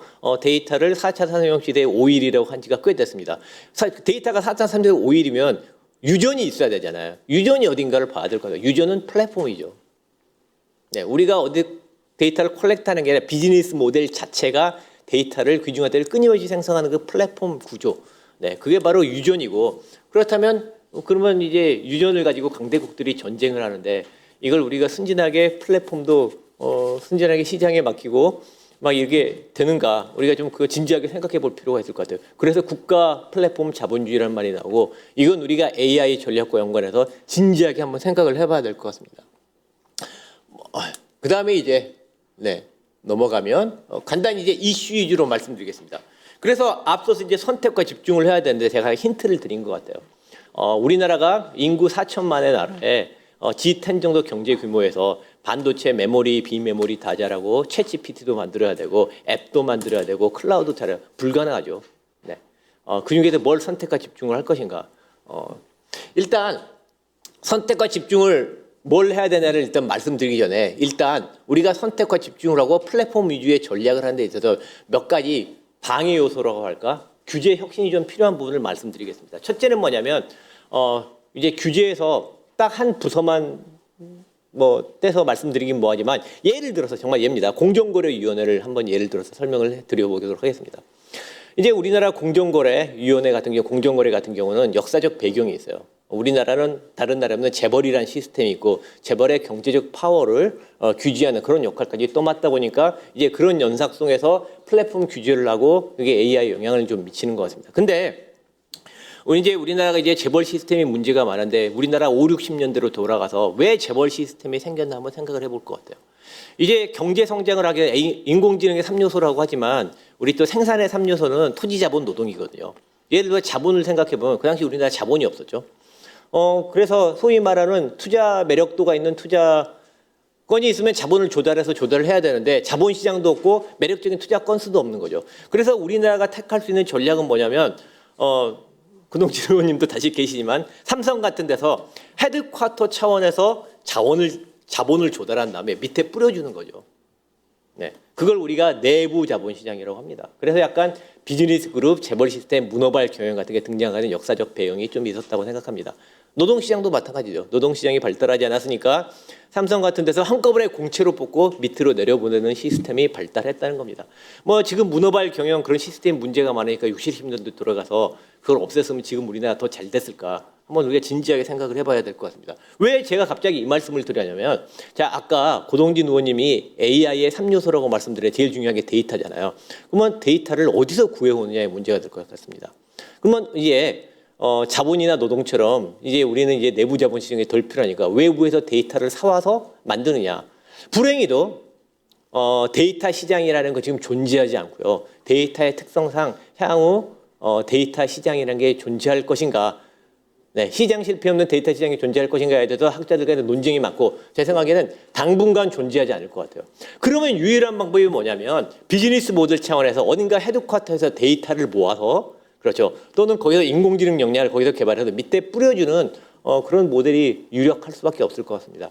그래서 디지털 시대에 약간 문어발 경영이 이렇게 등장하고 그게 AI의 어떻게 보면 비즈니스 모델이 될 수밖에 없는데 그거를 전통적인 관점에서 이렇게 규제를 하게 되면 큰 문제가 될 거라고 생각합니다. 상식적으로 생각해봐도 AI는 그 자체가 문어발이에요. AGI, Artificial General Intelligence잖아요. 그 자체가 문어발입니다. 그 문어발을 이렇게 규제하고 기존의 공정거래 관점에서 우리가 그걸 규제하게 되면 문제가 생길 수 있다. 그래서 AI 시대, 플랫폼 경쟁의 시대에는 사실 우리 60, 70년대처럼 문어발 다각화 경영을 오히려 장려해야 되지 않나 하는 그런 생각도 좀 합니다. 그리고 또 다른 문제가 뭐냐면 그러면 이제 우리나라가 AI를 발전시키기 중요한 게 플랫폼 경쟁인데 우리나라 플랫폼들이 제대로 경쟁할 수 있는 환경인지 아닌지 한번 생각을 해볼 필요가 있을 것 같습니다. 다행히 이혜민 의원님이 안 계시긴 하는데요. 자, 세금 문제 말씀 안 드릴 수가 없을 것 같습니다. 자, 세금은 아시다시피 세금은 국가 행정력의 기본인 거죠. 세금을 제대로 못 걷고 세금 집행이 안 되면 다른 규제도 제대로 작동할 리가 없다고 생각합니다. 제가 몇 번 발표됐는데요. 자, 구글 같은 우리가 이제 구글, 뭐 넷플릭스, 메타, 페이스북, 코리아까지 다 했는데요. 기본적으로 세금을 한 20분의 1 정도, 아주 보수적인 시나리오에서만 추정해도 20분의 1 정도 우리나라 중소기업 수준으로 세금을 내고 있습니다. 우리나라 중소기업 수준으로 내고 수천억의 세금을 안 내고 있다는 건 다른 말로 하면 뭐냐면 그만큼 보조금을 받고 있는 거예요. 자, 그러면 이런 강력한 우리가 AI 경쟁력 플랫폼이 중요하다고 하는데 우리나라 플랫폼이 경쟁해야 되는 해외 플랫폼들은 그렇지 않아도 강력한 구글 뭐 이런 데, 구글, 아마존 이런 데인데요. 이미 걔네들은 우리나라가 수천억씩 보조금을 주면서 경쟁을 시키고 있는 상황이에요. 그것뿐만 아니라 수천억씩 보조금을 주는 상황뿐만 아니라 세금도 못 걷는데 규제가 제대로 될 거라는 거예요. 우리나라 이제 플랫폼이나 AI 관련 규제를 만들어서 규제를 한다면 어떻게 되겠습니까? 당연히 스케일 다운돼서 국내 플랫폼만 규제가 될 것 같습니다. 이상적으로는 뭐 유럽도 아까 김상배 교수님 유럽 말씀하셨는데 유럽에서도 규제하는 건 구글, 애플, 아마존 이런 데고요. 미국도 규제하는 건 구글, 애플, 아마존이에요. 그러면 우리도 규제를 하려면 구글, 애플, 아마존을 규제하면 됩니다. 근데 그게 안 되니까 그걸 스케일 다운해서 우리나라 플랫폼들을 규제하고 그럼 그렇지 않아도 세금도 못 걷는데 그렇게 규제한다면 우리나라 플랫폼들은 승산이 없을 거고 그러면 AI도 승산이 없을 거라고 생각됩니다. 더 충격적인 걸 말씀드리고 싶습니다. 네, 바로 이건데요. 알테시 문제입니다. 자, 우리나라가 이제 한 치 앞도 내다보지 못하고 전자상거래 시장, 유통시장에서 우리가 여러 가지 뭐 제도적인 한계, 규제 한계 여러 가지 문제점이 있는 사이에 알테시가 들어서 우리나라 전자상거래 시장을 교란시키고 있습니다. 뭐 알테시하고 인공지능과 무슨 상관이냐? 아시다시피 알테시 모두 인공지능에 특히 알리바바 인공지능의 가장 강력한 플레이어 중에 하나인 거죠. 자, 알테시가 우리나라 유통시장을 장악하고 알리바바 혼자서 우리나라 유통시장의 전자상거래 유통시장 50%를 몇 년 이내 잡는 걸로 목표로 하고 있습니다. 생각해 보세요. 알테시가 우리나라 유통시장을 장악하고 그다음에 뭐가 되겠습니까? 그다음에 거기에 간편결제가 달리고 여러 가지 금융이 달릴 겁니다. 그다음에 뭐가 되겠습니까? 여기에 인공지능 만들 거예요. 그러면 우리나라 국가 자본주의, 국가 플랫폼 자본주의, 우리나라 인공지능도 결국 알테시한테 잡힐 가능성이 있다고 생각합니다. 여기서 이제 상징적인 사건이 뭐냐면 저기 정영진 회장님 뭐 적어도 언론에 나온 사건만 보면 알리바바 손잡았다, G마켓이 알리익스프레스 합작했다고 하는데 제가 보기엔 이건 거대한 투항입니다. 네, 한마디로 G마켓이 플랫폼 전략을 포기하고 알리바바 플랫폼의 거대한 셀러로 들어가는 상황이 된 것 같습니다. 이래가지고 우리나라 플랫폼 전략에 무슨 승산이 있고 이래가지고 플랫폼을 키우고 어떻게 플랫폼이 유전인데 여기서 데이터를 캐내고 이걸로 AI를 만들지 저는 상당히 우려스러운 현실입니다. 이런 것들을 어떻게 신경을 좀 써야 되지 않을까 하는 정말 생각이 듭니다. 마지막으로 결국 우리가 선택과 집중을 해야 되는데 결론만 말해도 우리는 플랫폼에 선택과 집중을 해야 되고 우리나라에 전 세계적으로 유니크하게 있는 유럽은 자기들은 규제할 플랫폼도 없거든요. 그래서 GDPR이나 뭐나 해서 이제 미국 플랫폼 규제하고 자국 플랫폼 키우려고 하는데 우리는 그나마 규제할 플랫폼이 있죠.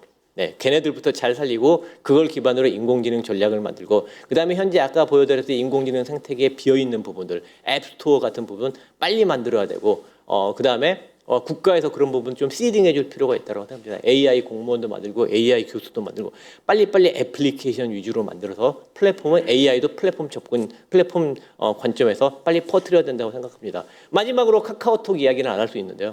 카카오톡이 처음 나왔을 때 제 기억으로는 카카오톡은 가장 안 좋은 메신저 서비스 중에 하나였어요. 정말 안 좋았습니다. 근데 한국을 지배하는 건 카카오톡이죠. 메신저 시장에서. 왜 그러나? 남들보다 빨리 움직였고 완성도는 낮았지만 빠른 플랫폼 전략으로 퍼스트 무버 어드밴티지를 누리면서 네트 효과를 만들면서 플랫폼화했기 때문에 재빨리 퍼뜨렸기 때문이라고 합니다. 그렇기 때문이라고 생각합니다.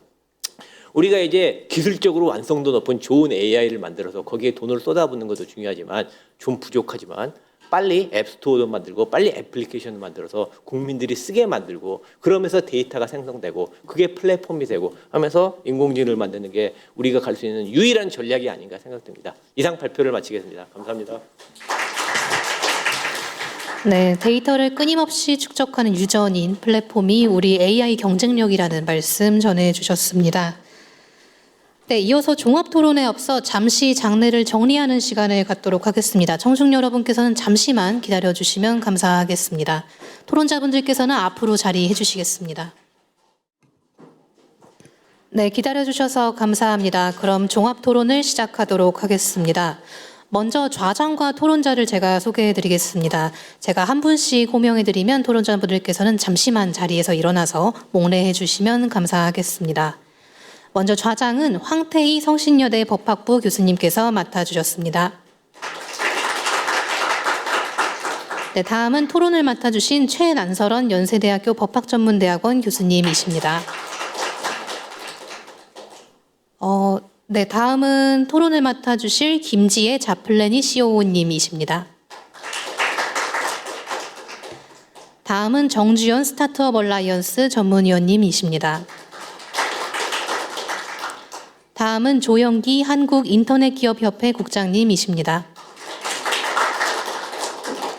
네, 다음은 공진호 과학기술정보통신부 인공지능기반정책과 과장님이십니다.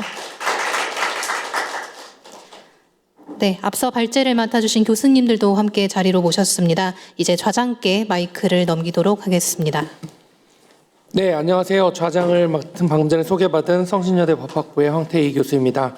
오늘 먼저 이렇게 AI 패권 경쟁 속에 한국이 나아가야 할 길을 정책 토론회를 마련해 주신 그 유니콘팜의 소속 의원님들 그리고 이 자리를 빛내주신 의원님들 감사드리고요. 또 스타트업 얼라이언스에서 이렇게 의미 있는 토론회를 만들어 주신 거 감사드립니다. 두 분 교수님들께서 굉장히 중요한 말씀을 해주셨는데요. AI와 관련해서 이제 외교 안보적인 어떤 전략 수립이라든지 또는 플랫폼 국가 전략 수립이 굉장히 중요하다는 말씀을 해주셨고요. 저는 그에 대해서 굉장히 공감하면서 발표를 들었습니다. 사실 제 전공이 경쟁법인데요. 경쟁법에 저희가 주로 다루는 것은 이제 뭐 산업별 경쟁 뭐 이런 얘기들을 많이 합니다. 그런데 여기서 패권 경쟁이라는 말이 등장을 하죠. 결국은 그 AI라는 것이 어떠한 특정한 산업의 어떤 산업적 이슈로서 끝나는 것이 아니라 바야흐로 이제 이 AI가 생활이나 우리 산업 생태계 전반의 모든 영역에 영향을 미치고 있고요. 그것이 이제 국가적인 이익 경쟁으로 확대되었다라는 그런 의미가 됩니다. 다시 말하면 경제적인 경쟁뿐만 아니라 외교나 안보나 여론, 개인정보, 저작권, 뭐 모든 분야에서 이것이 이제 우리나라가 어느 길로 가야 할지를 우리가 지금 고민하는 그 순간에 전략을 잡아서 나아가야 할 그런 순간이라고 생각합니다. 오늘 그 좋은 발표자 외에 또 좋은 토론을 해주실 토론자분들을 그러면 한 분 한 분 모시면서 한번 말씀을 들어보도록 하겠습니다. 시간이 조금 지체된 관계로 한 토론자 분께서 가능한 한 5분 정도로 말씀을 해주시면 좋을 것 같습니다. 먼저 연세대학교 법학전문대학원의 최난설원 교수님 모셔보겠습니다. 네, 방금 소개받은 연세대학교 법학전문대학원의 최난설원입니다. 저도 전공이 황태희 교수님과 같은 경제법입니다. 그래서 공정거래 이슈라든지 세계적인 어떤 시장 문제들을 주로 다루고 있는데요. 최근에 가장 그 쟁점이 되고 있는 것은 플랫폼에 이어서 AI 이슈인 것 같습니다. 그래서 오늘 두 분 교수님의 발제도 굉장히 주의 깊게 들을 수밖에 없었습니다. 저희에게 주는 시사점이 매우 클 거라고 생각이 들고 방금 황태희 교수님께서 말씀 주신 것처럼 이 AI 밸류체인은 어떤 기존에 우리가 생각했던 한 가지 일정한 시장에 머무르지 않은 것 같습니다. 그래서 이게 반도체부터 시작해서 밸류체인이 뭐 클라우드 컴퓨팅, 그 다음에 데이터, 그리고 뭐 그밖에 네트워크, 전력, 그리고 AI 모델의 개발, 그리고 이어서 뭐 애플리케이션, 그리고 거기서 끝나지 않고 사실 산업에 다 스며들어 있기 때문에 전방위적으로 우리 경제에 굉장히 큰 영향을 미치고 있는 것 같습니다. 그리고 지금 말씀드린 그 여러 단계 레이어들마다 굉장히 많은 투자가 필요한 그런 분야가 아닐 수가 없습니다. 근데 지금 두 분 교수님 말씀해 주신 것처럼 이 패권 경쟁에서 글로벌하게 보자면 우리가 선도국은 아니라는 것이 정확한 평가인 것 같고 그밖에 뭐 3위권이라든지 뭐 안정적인 경쟁 국가 이렇게 평가를 하는 것도 매우 긍정적으로 평가했을 때 그 정도로 보이는 것 같습니다. 그래서 좀 더 분발해야 된 그런 단계에서 어떻게 하면 우리가 지능과 그리고 우려점들에 대한 해소를 함께 할 수 있는가가 화두인 것이라고 보여지고요. 그리고 사실은 우리가 관심을 처음에 가졌던 것은 잠시이고 사실 관심과 어떤 흥미의 대상 그리고 혁신을 보는 굉장히 호의적인 관점 이것은 좀 시간적으로는 좀 짧고 그 다음에 우려 측면들을 훨씬 더 크게 대두하면서 이 문제로 인식을 하는 것 같고 그게 이제 규제로 드러나는 그런 흐름이 플랫폼에 이어서 AI 부분도 계속 이어져 오고 있는 것 같아서 최근에 법안이라든지 이런 것들이 나왔을 때 이게 지금 우리가 이 우려를 먼저 생각해야 될 때인지에 대한 잠깐의 이제 자각을 하면서 생각을 해보게 되는 것 같습니다. 그리고 그러한 측면에서 우리보다 뭐 선도국이라고 생각했던 다른 국가는 어떻게 하고 있는지를 당연히 지켜보게 되는 것이고 그래서 오늘 발제를 들으면서 뭐 미국이라든지 중국의 흐름에 대해서 잘 알아볼 수 있는 기회가 된 것 같습니다.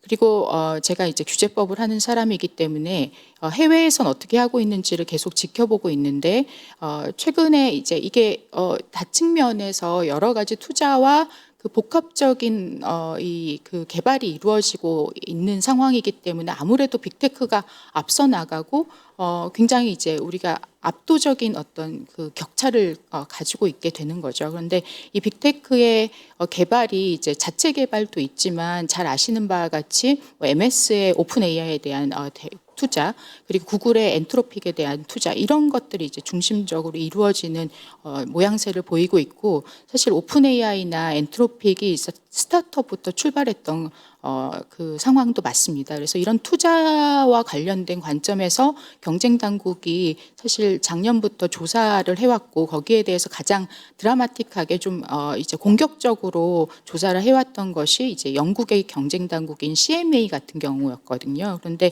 이것을 왜 그렇게 봤냐라고 한다면 MS가 오픈 AI에 투자한 그 수십억 달러가 결과적으로 MS가 오픈 AI에 그런 기술들을 독점적으로 사용하는 데 기반이 되지 않았나 그런 관점에서였는데 그런데 며칠 전에 CMA에서 조사를 종료했습니다. 그래서 영향력은 있지만 실질적인 영향력은 있지만 그것이 이제 완전한 지배를 말하는 것은 아니기 때문에 기업 결합에 해당되진 않는다. 이제 M&A에까지 이르지는 않는다. 그래서 경쟁법을 바로 적용할 그런 사안이 아니다라고 얘기를 했고 그러면서 순차적으로 아마도 구글의 엔트로픽에 대한 투자라든지 뭐 아마존의 투자라든지 이런 것들이 비슷한 양상으로 다른 국가에도 결론이 날 것 같습니다. 그래서 지금 이제 투자의 관점에서 보자면 아무래도 우리나라뿐만 아니라 글로벌 투자 시장이 경색되고 있고 또 미국의 정책 때문에 이 미국으로 미국 내 기업으로 좀 투자가 몰려가는 그런 상황에서 우리가 우리나라가 어떻게 가야 될지를 생각해 보자면 이제 경쟁법의 시각에서는 좀 더 우리나라의 로컬 기업이라도 그 여러 이제 전방위 가치 사슬의 분야에 있어서 투자 여력이 있는 그런 국가들은 그런 기업들은 투자를 촉진할 수 있는 방향에서 정책을 좀 추진하는 것이 훨씬 이 전체 생태계를 끝단까지 좀 더 활성화시키는 데 훨씬 도움이 되지 않을까. 근데 물론 아까 CMA 경쟁 당국이 얘기한 것처럼 이것이 뭐 배타적으로 사용하게 한다든지 독점적으로 완전한 지배를 하게 한다든지 그렇게 하면은 그거는 이제 남용이나 폐해 쪽에 가깝겠지만 그렇지 않다면 이게 긍정적인 그런 부분들을 훨씬 좀 더 우리가 좀 강조하면서 느껴야 되지 않을까라는 생각을 하고 있습니다. 그밖에 지금 이 산업으로 보자면 이제 일정 산업에 있어서는 이 지금 가치사슬 간에 이제 굉장히 밀접한 관계들이 요 단계마다 이루어지고 있어서 사실 이게 잘 아시겠지만 뭐 클라우드 서비스를 일정 서비스를 기존에 사용을 하고 있으면 그 서비스에 이어서 다음 뭐 어플리케이션이라든지 여러 가지 툴들을 그 사업자의 뭔가를 사용하는 것이 굉장히 용이한 상황입니다. 그래서 우리가 대표적으로 알고 있는 그 몇 개의 기업들도 사실 이런 어플리케이션도 굉장히 그 클라우드 기반 내지는 뭐 AI 모델 같은 것도 클라우드 기반에서 같이 이제 결합해서 구매하고 기업들이 활용하고 이런 상황들을 많이 보는데요. 이런 것들이 혹시나 이제 일정 산업에서는 거의 공고한 독점화를 갖고 오는 것이 아닌지 그건 또 투자와 다른 관점에서 생각을 해봐야 될 것 같습니다. 왜냐하면 한번 그렇게 어떤 이제 큰 어떤 서비스를 독점적으로 한 가지만을 쓰고 그런 것들이 또 배타 조건부라든지 지나친 이익으로 같이 결합되어 있으면 다른 서비스로 옮겨가기가 굉장히 어렵고 그런 부분에 있어서는 또 이 새로운 기업들이 진입하기도 매우 어려워서 지금 스타트업이라든지 이런 그 생태계의 탄력성 이런 관점에서는 이런 너무 공고한 결합 같은 것들은 한 번 더 지켜봐야 되지 않을까. 그래서 투자는 활성화하되 지나치게 어떤 이 한쪽에서의 지배력이 다른 쪽에 영향을 줘서 더 이상의 진입이 어려워지는 이제 혁신을 막게 되는 그런 경우에 있어서는 뭐 허가라든지 승인이라든지 이런 것도 할 때 물론 이게 공정위가 다 하는 것도 아니고 사실 여러 부처에서만 산업부라든지 뭐 금융에서도 하고 있고 여러 가지 여러 부처에서 허가나 이런 검토를 하고 있겠지만 이럴 때도 좀 경쟁이 이루어질 수 있는 좀 작은 기업들도 기회를 엿볼 수 있는 그런 정책이 이루어졌으면 하는 바람을 갖고 이만 토론을 마칩니다. 감사합니다. 네, 최 교수님 감사합니다. 다음으로 앨리스 그룹의 김재원 대표님께서 토론해 주시겠습니다. 네, 방금 교수님께서 말씀하신 지원이 필요한 작은 기업 앨리스 대표 김재원이고요. 저희는 2012년도에 비인기였던 AI 연구실 박사과정 3명이 카이스트에서 창업을 해서 15년도에 그 강영규 교수님께서 말씀 주신 것처럼 콘텐츠와 플랫폼이 필요해서 지금 현재 AI 교육과 그리고 AI 인프라까지 개발하고 있습니다. 그래서 예를 들면 교육 쪽에서는 저희가 AI 디지털 교과서의 정보 교과서를 담당하고 있고 밑으로 가면 AI 인프라에 필요한 GPU 클라우드를 모듈형 데이터 센터로 개발해서 제공하고 있습니다. 그래서 이렇게 밸류 체인을 다 만들게 될 수밖에 없었던 지난 10년은 뭐 여러 가지 지원 부분이나 그리고 시장의 성숙도에 따라서 저희가 밸류 체인을 다 만들어가게 됐고요. 현재 상황은 저희가 지금 만드는 모듈형 데이터 센터는 이제 H100이랑 A100 그리고 지금 최근에 이제 B200 뭐 이런 반도체들을 그 안에 넣어서 그 전력 효율을 만들어서 진행을 하고 있습니다. 그래서 지금 저희가 원래 작년 한 해에 총 투자하려고 했었던 GPU는 뭐 1,000억 이상을 인프라에 투자를 넣으려고 했는데 문제는 그만큼의 수요를 이제 창출하지 못해서 모듈형 데이터 센터의 장점은 저희 같은 스타트업 입장에서는 대규모 AI 데이터 센터를 짓는데 뭐 몇천억에서 수조원까지 필요하기 때문에 모듈형 데이터 센터는 좀 더 애자일한 형태의 인프라를 제공할 수 있어서 그렇게 클라우드를 만들었고 초기 단계에서 만들었을 때는 실제로 클라우드 회사들 AWS나 뭐 애저 이런 해외 외산 서비스보다 저희가 굉장히 값싼 GPU를 제공할 수 있어서 그 강점을 토대로 저희가 인프라와 교육 서비스를 제공했었습니다. 근데 최근에는 이 GPU 인프라가 굉장히 자본 시장의 싸움이 되면서 더 값싼 어떻게 보면 GPU들을 자본으로서 이제 많은 기업들이 출시하고 있는 상황에서 저희는 이 부분의 모듈형의 또 다른 장점은 보안입니다. 그래서 이 모듈형 데이터 센터를 CSAP라고 하는 국가 보안의 첫 번째 사례로 보안 인증을 받아서 그 보안 인증을 토대로 지금 현재 멀티 클라우드로 AI 디지털 교과서를 서포트하고 있고 좀 더 나아가서는 의료나 국방에서도 이 모듈형 보안이 좋은 그리고 비용 절약된 GPU 데이터 센터를 제공할 수 있다고 생각합니다. 어쨌든 이 AI 밸류 체인에서 저희가 지금 안에 있는 데이터 센터에 있는 거는 엔비디아 칩도 있지만 퓨리오사나 리벨리온 칩들도 있고 더 나아가서는 하이퍼 엑셀이라든지 추가적인 NPU 칩들도 모듈형 데이터 센터에 넣어서 제공할 예정입니다. 그리고 이 애플리케이션 단에서는 교육 분야처럼 이 AI가 적용이 굉장히 효과적인 곳도 없다고 생각하고 있고요. 그런 의미에서 AI 디지털 교과서는 저희 인프라와 모델 개발 그리고 최종적인 콘텐츠까지 이 모든 버티컬을 연결할 수 있는 부분이라고 생각해서 이번 25년도부터 도입이 되기 때문에 이걸 잘 활용해서 정말 AI가 잘 활용될 수 있게끔 제공할 예정입니다.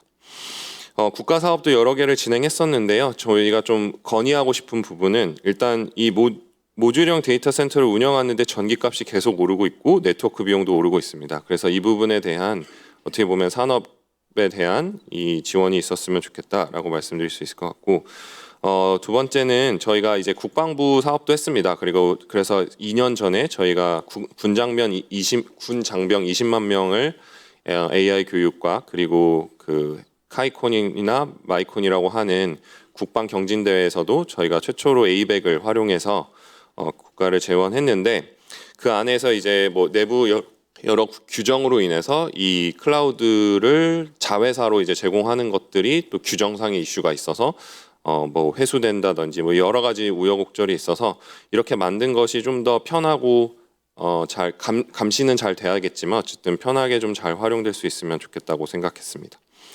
네, 이 정도로 지금 진행을 하고 있고, 수출 관련해서도 디지털 교과서 부분에서 인도네시아라든지 아니면 싱가포르 같은 곳에서 굉장히 관심 있게 보고 있고요. 미국, 중국을 많이 말씀하시는데 저는 오히려 싱가포르가 그 미중 사이에서 굉장히 영민하게 진행하고 있다고 생각합니다. 실제로 싱가포르 부총리가 저희 기업을 방문했었을 때도 그 점을 많이 느꼈고, 어찌 보면 저희가 미국과 중국 사이에서 싱가포르가 하는 영민한 정책처럼 저희도 그 부분을 잘 확인해서 영민하고 기민하게 움직였으면 좋겠습니다. 네, 그래서 마지막으로 모듈형 데이터 센터를 일본이라든지 인도네시아, 말레이시아에 수출할 수 있게끔 또 지원을 해주시면 감사할 것 같습니다. 네, 이상으로 발표 마치도록 하겠습니다. 네, 김재원 대표님의 토론 잘 들었습니다. 다음은 자플래닛의 김지혜 CEO님 말씀 들어보겠습니다. 네, 안녕하세요. 소개받은 김지혜입니다. 자플래닛은 사실은 2014년 시작해서 한 10년 정도 된 잡마켓에서 많은 유저들이 월 평균 한 250만 정도 되는 유저들이 본인의 직장 경험을 나누는 일종의 기업 정보 플랫폼입니다. 자플래닛을 가지고 있는 브레인커머스라는 법인이 작년 하반기에 새로운 자회사를 함께 하게 됐는데요. 맨파워 코리아라는 보통 스태핑 아웃소싱이라고 하는데 파견 도급 회사입니다. 그래서 전체적으로 브레인커머스는 사실은 HTR 서비스 플랫폼으로 나아가려는 방향성을 가지고 있습니다. 사실은 여기까지 소개를 들으셨을 때 저 여자는 여기 왜 앉아 있을까라는 생각이 들으셨을 것 같아요. 앞에 김재원 대표님과 달리 김재원 대표님 거의 문장에 AI가 2번씩 들어가 계시더라고요. 저 회사 속에 지금 AI가 한 번도 안 나온 상태라 저도 정말 오늘 많이 배우는 자리로 와 있긴 합니다. 저한테는 또 하나의 정체성이 있습니다. 저는 애가 셋인 워킹맘인데요. 큰애가 초등학교 6학년입니다. 지난주에 총 학부모 회의를 다녀왔죠. 학부모 간담회에서 6학년 커리큘럼을 받았습니다. 6학년 커리큘럼, 저희 큰아이 커리큘럼에 올해부터 파이썬이 들어갑니다. 제 아이가 앞으로 20년, 30년, 그리고 50년을 살아갈 사회에서 과연 AI라는 단어를 빼고 생각할 수 있을까? 생각해 보면 불가능할 것 같습니다.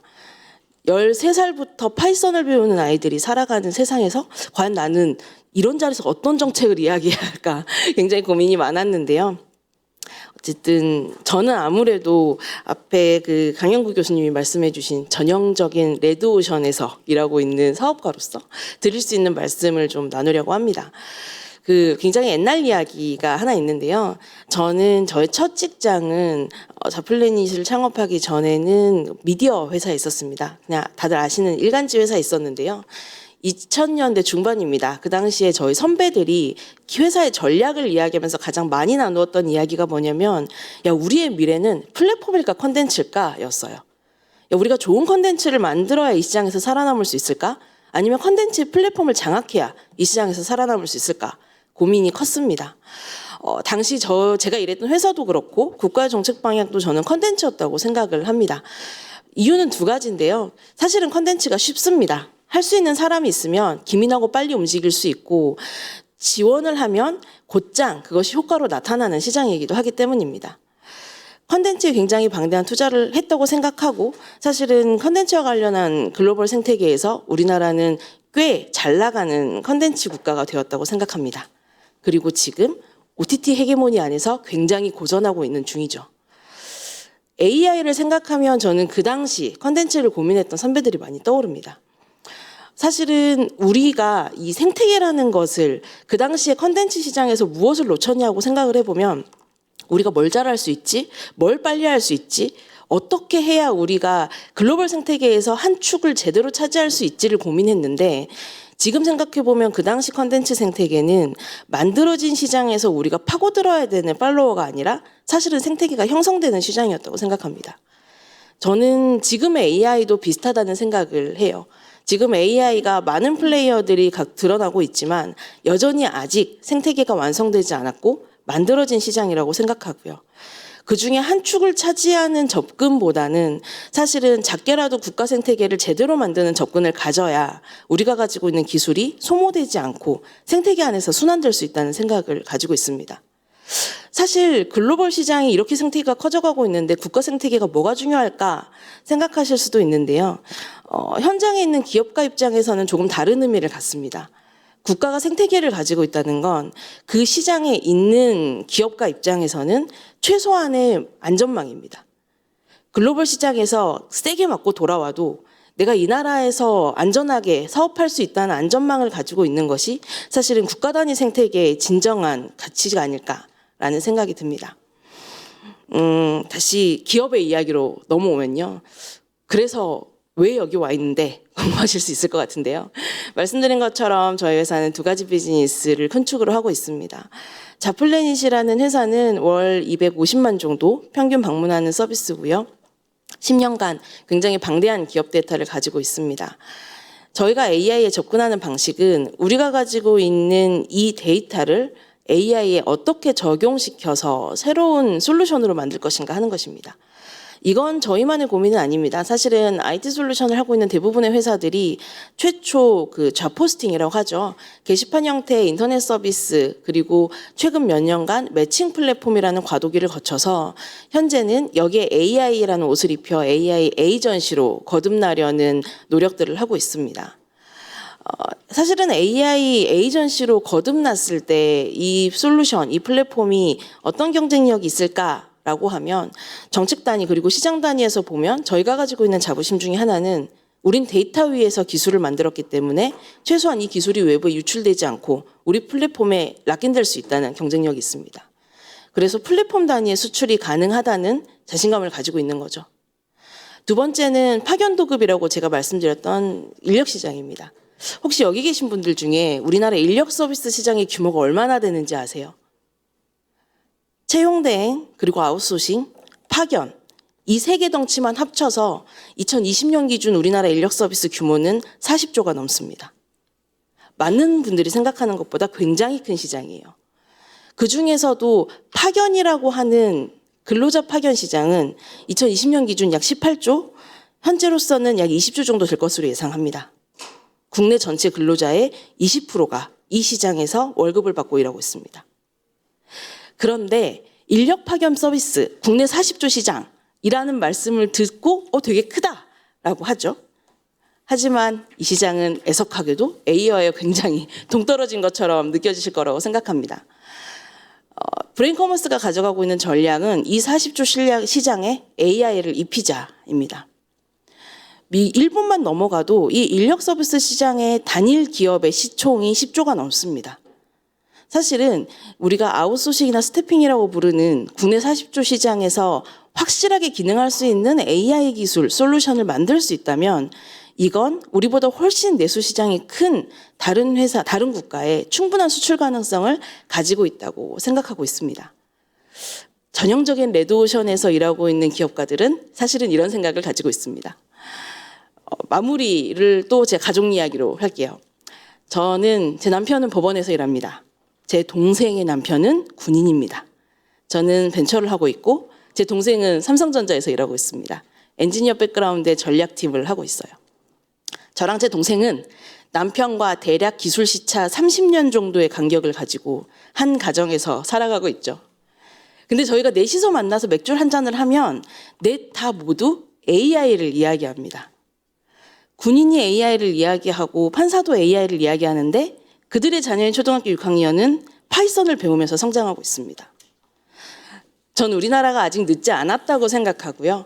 늦지 않았기 때문에 확실하게 서포트할 수 있는 지능 정책이 뒷받침된다면 그만큼의 성장이 분명히 시장에서 보답받을 수 있을 거라고 생각하고 있습니다. 감사합니다. 네, 이 토론의 어떤 취지에 비추어 보면은 이 대표님들뿐만 아니라 여러 대표님들을 모셔서 더 얘기를 많이 들어봤으면 좋겠는데 어쨌든 시간과 공간이 좀 제한되어 있고요. 그런 정리 말씀을 좀 스타트업 포럼에 정주영 국장님께서 해주시면 좋을 것 같습니다. 전문위원님 죄송합니다. 네, 안녕하세요. 저는 방금 소개를 받은 스타트업 얼라이언스의 정주연입니다. 먼저 이렇게 한국의 AI 산업의 발전을 논의하는 이러한 자리에 함께할 수 있어서 너무 뜻깊게 생각을 하고요. 앞서 두 분 교수님의 발제 그리고 토론자 한 분 한 분의 말씀을 들으면서 저 역시도 상당히 많이 공부가 되는 시간이었습니다. 저는 시간 관계상 그 두 분 발제에 약간의 첨언을 하는 정도로 토론을 가름하도록 하겠습니다. 최근에 이제 AI 패권이 국가 경쟁력과 직결된다라는 말이 나올 정도로 전 세계 모든 나라가 AI를 전략 기술로 삼고 그에 대한 지원을 아끼지 않고 있는데요. 첫 번째 발제해 주신 김상배 교수님 말씀처럼 AI 패권 경쟁이 단지 이제 뭐 기술력뿐만이 아니라 뭐 규제나 외교, 안보 영역에서까지 복합적으로 얽혀 있다는 걸 알게 되었고, 그만큼 AI는 단순한 기술 차원을 넘어서서 어떠한 필수적 인프라가 아닌가라는 생각을 하게 되었습니다. 특히 이제 산업적 측면에서 봤을 때 저는 지금의 AI의 등장이 과거 초고속 인터넷망이 깔리던 때와 유사하지 않나라는 생각을 하게 되었는데요. 과거 우리나라에서 그 초고속 인터넷망이 이제 빠르게 구축되고 고도화되면서 많은 벤처 스타트업들이 그들의 다양한 아이디어를 망을 통해서 현실화할 수 있는 그런 토대가 되었던 것이죠. 그처럼 AI는 요즘 시대는 이제 AI를 이용해서 얼마든지 새로운 서비스나 비즈니스 모델을 창출할 수 있는 시대가 되었다. 즉 국가 경쟁력의 핵심이 바로 AI 고도화에 있다라고 말을 할 수 있을 것 같습니다.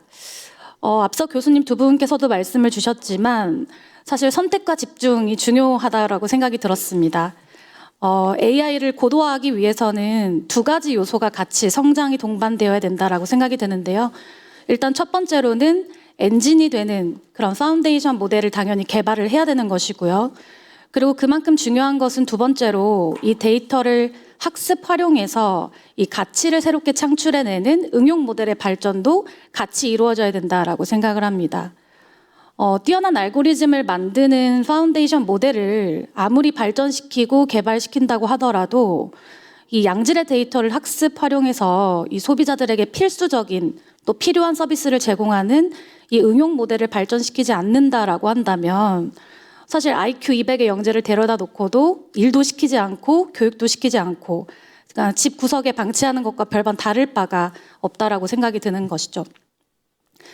그런데 가장 중요하다라는 부분은 사실 이러한 응용 모델의 발전을 견인하는 것이 바로 플랫폼 기업들입니다. 플랫폼 기업들은 능력과 유인을 다 갖추고 있는데요. 이미 방대한 데이터 그리고 유저층을 보유하고 있기 때문에 이 응용 모델을 학습시키고 발전시킬 능력이 일단 있고요. 그리고 다양한 AI 서비스로 전환시켜서 캐시카우로 만들어낼 수 있기 때문에 응용 모델을 발전시킬 유인 또한 존재합니다.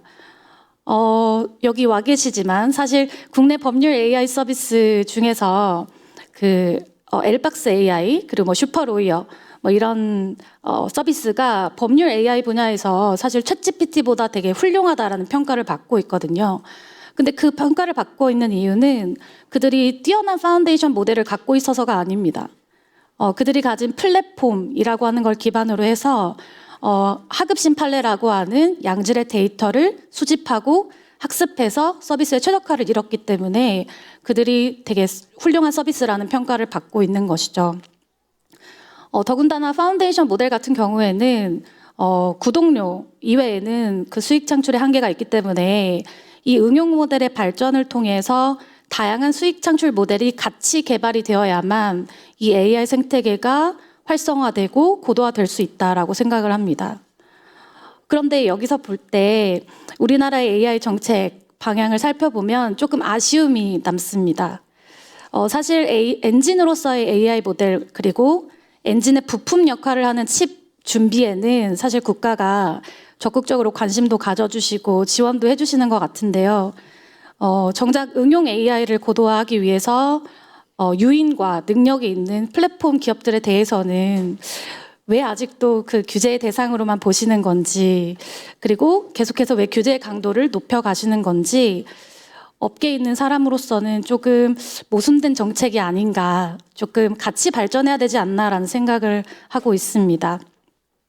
여기 이제 과기부에서도 나와 계시지만 사실 국가의 지원을 많이 해주시는 것에 너무 감사하고요. 그런데 국가의 지원으로는 단기적인 성과는 이룰 수 있어도 우리나라 AI 산업이 지속적으로 성장하고 고도화되기 위해서는 어쨌든 결국 민간이 수익 모델을 만들어서 재투자할 수 있는 환경이 조성되어야 되고, 그리고 생태계 자체가 스스로 성장할 수 있는 자생력이 갖춰져야지만 AI 생태계가 진정으로 발전할 수 있다라고 생각을 합니다. 그래서 앞으로 이 자리처럼 규제보다는 좀 지능에 초점을 맞춘 논의들이 계속 이뤄졌으면 좋겠고요. 그렇게 된다면 과거에 우리나라가 초고속 인터넷망을 고도화하면서 IT 강국이 되었듯이 AI 고도화를 통해서 한 번 더 산업적 도약을 이룰 수 있지 않을까라는 생각을 하게 되었습니다. 네, 토론 마치겠습니다. 네, 토론 감사합니다. 다음은 한국인터넷기업협회 조영기 국장님께서 토론해 주시겠습니다. 예, 방금 소개받은 한국인터넷기업협회 조영기입니다. 오늘 두 분 교수님들 발제 굉장히 감명 깊게 잘 들었습니다. 이제 들으면서 저도 이제 몇 가지 생각나는 부분 좀 말씀을 드리고자 하는데요. 제가 이제 예전부터 계속 AI 얘기를 많이 나왔을 때부터 좀 들었던 생각이, 왜 AI 정책이랑 플랫폼 정책은 따로 가지? AI는 왜 막 진흥을 해야 되는데 그 수익화에 천병이 될 수 있는 데이터라든지 아니면 수익화라든지 하는 데 있어서 근간이 되고, 그 다음에 비즈니스 모델을 통해서 다시 피드백 루프가 이어지게 되는 그런 플랫폼들에 대해서는 이중적인 모습을 자꾸 보이지라고 하는 좀 생각이 들었습니다. 이제 그래서 들었던 생각이, 아마 국내에서의 플랫폼이라고 하는 단어는 아마 뭐 배달이라든지 아니면 몇몇 커머스라든지 뭐 이제 이런 굉장히 그 서민들의 생활 밀착형 서비스들에 대해서만 조금 치중해서 생각을 하시는 게 아닌가. 근데 하지만 전 세계적으로 플랫폼이라고 하는 거는 굉장히 일반적인 용어이고, 그다음에 지금 현재 AI를 주도하고 있는 거는 보통 한국에서, 그러니까 해외에서는 뭐 비슷한 단어로 쓰지만 뭐 빅테크들의 역할이지 않은가라고 생각을 하게 됐습니다.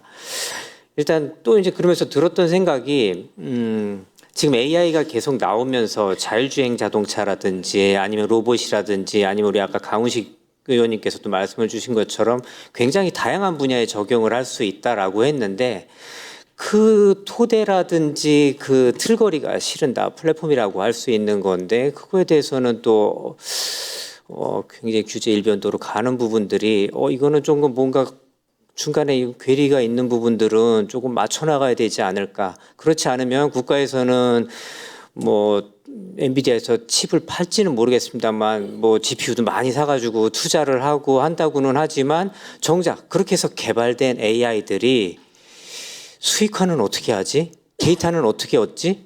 라고 하는, 이거 세금만 그냥 엔비디아에다가 칩 사는데 다 뿌려지는 일로 흘러가지는 않을까 하는 제 개인적인 우려도 조금 있었습니다.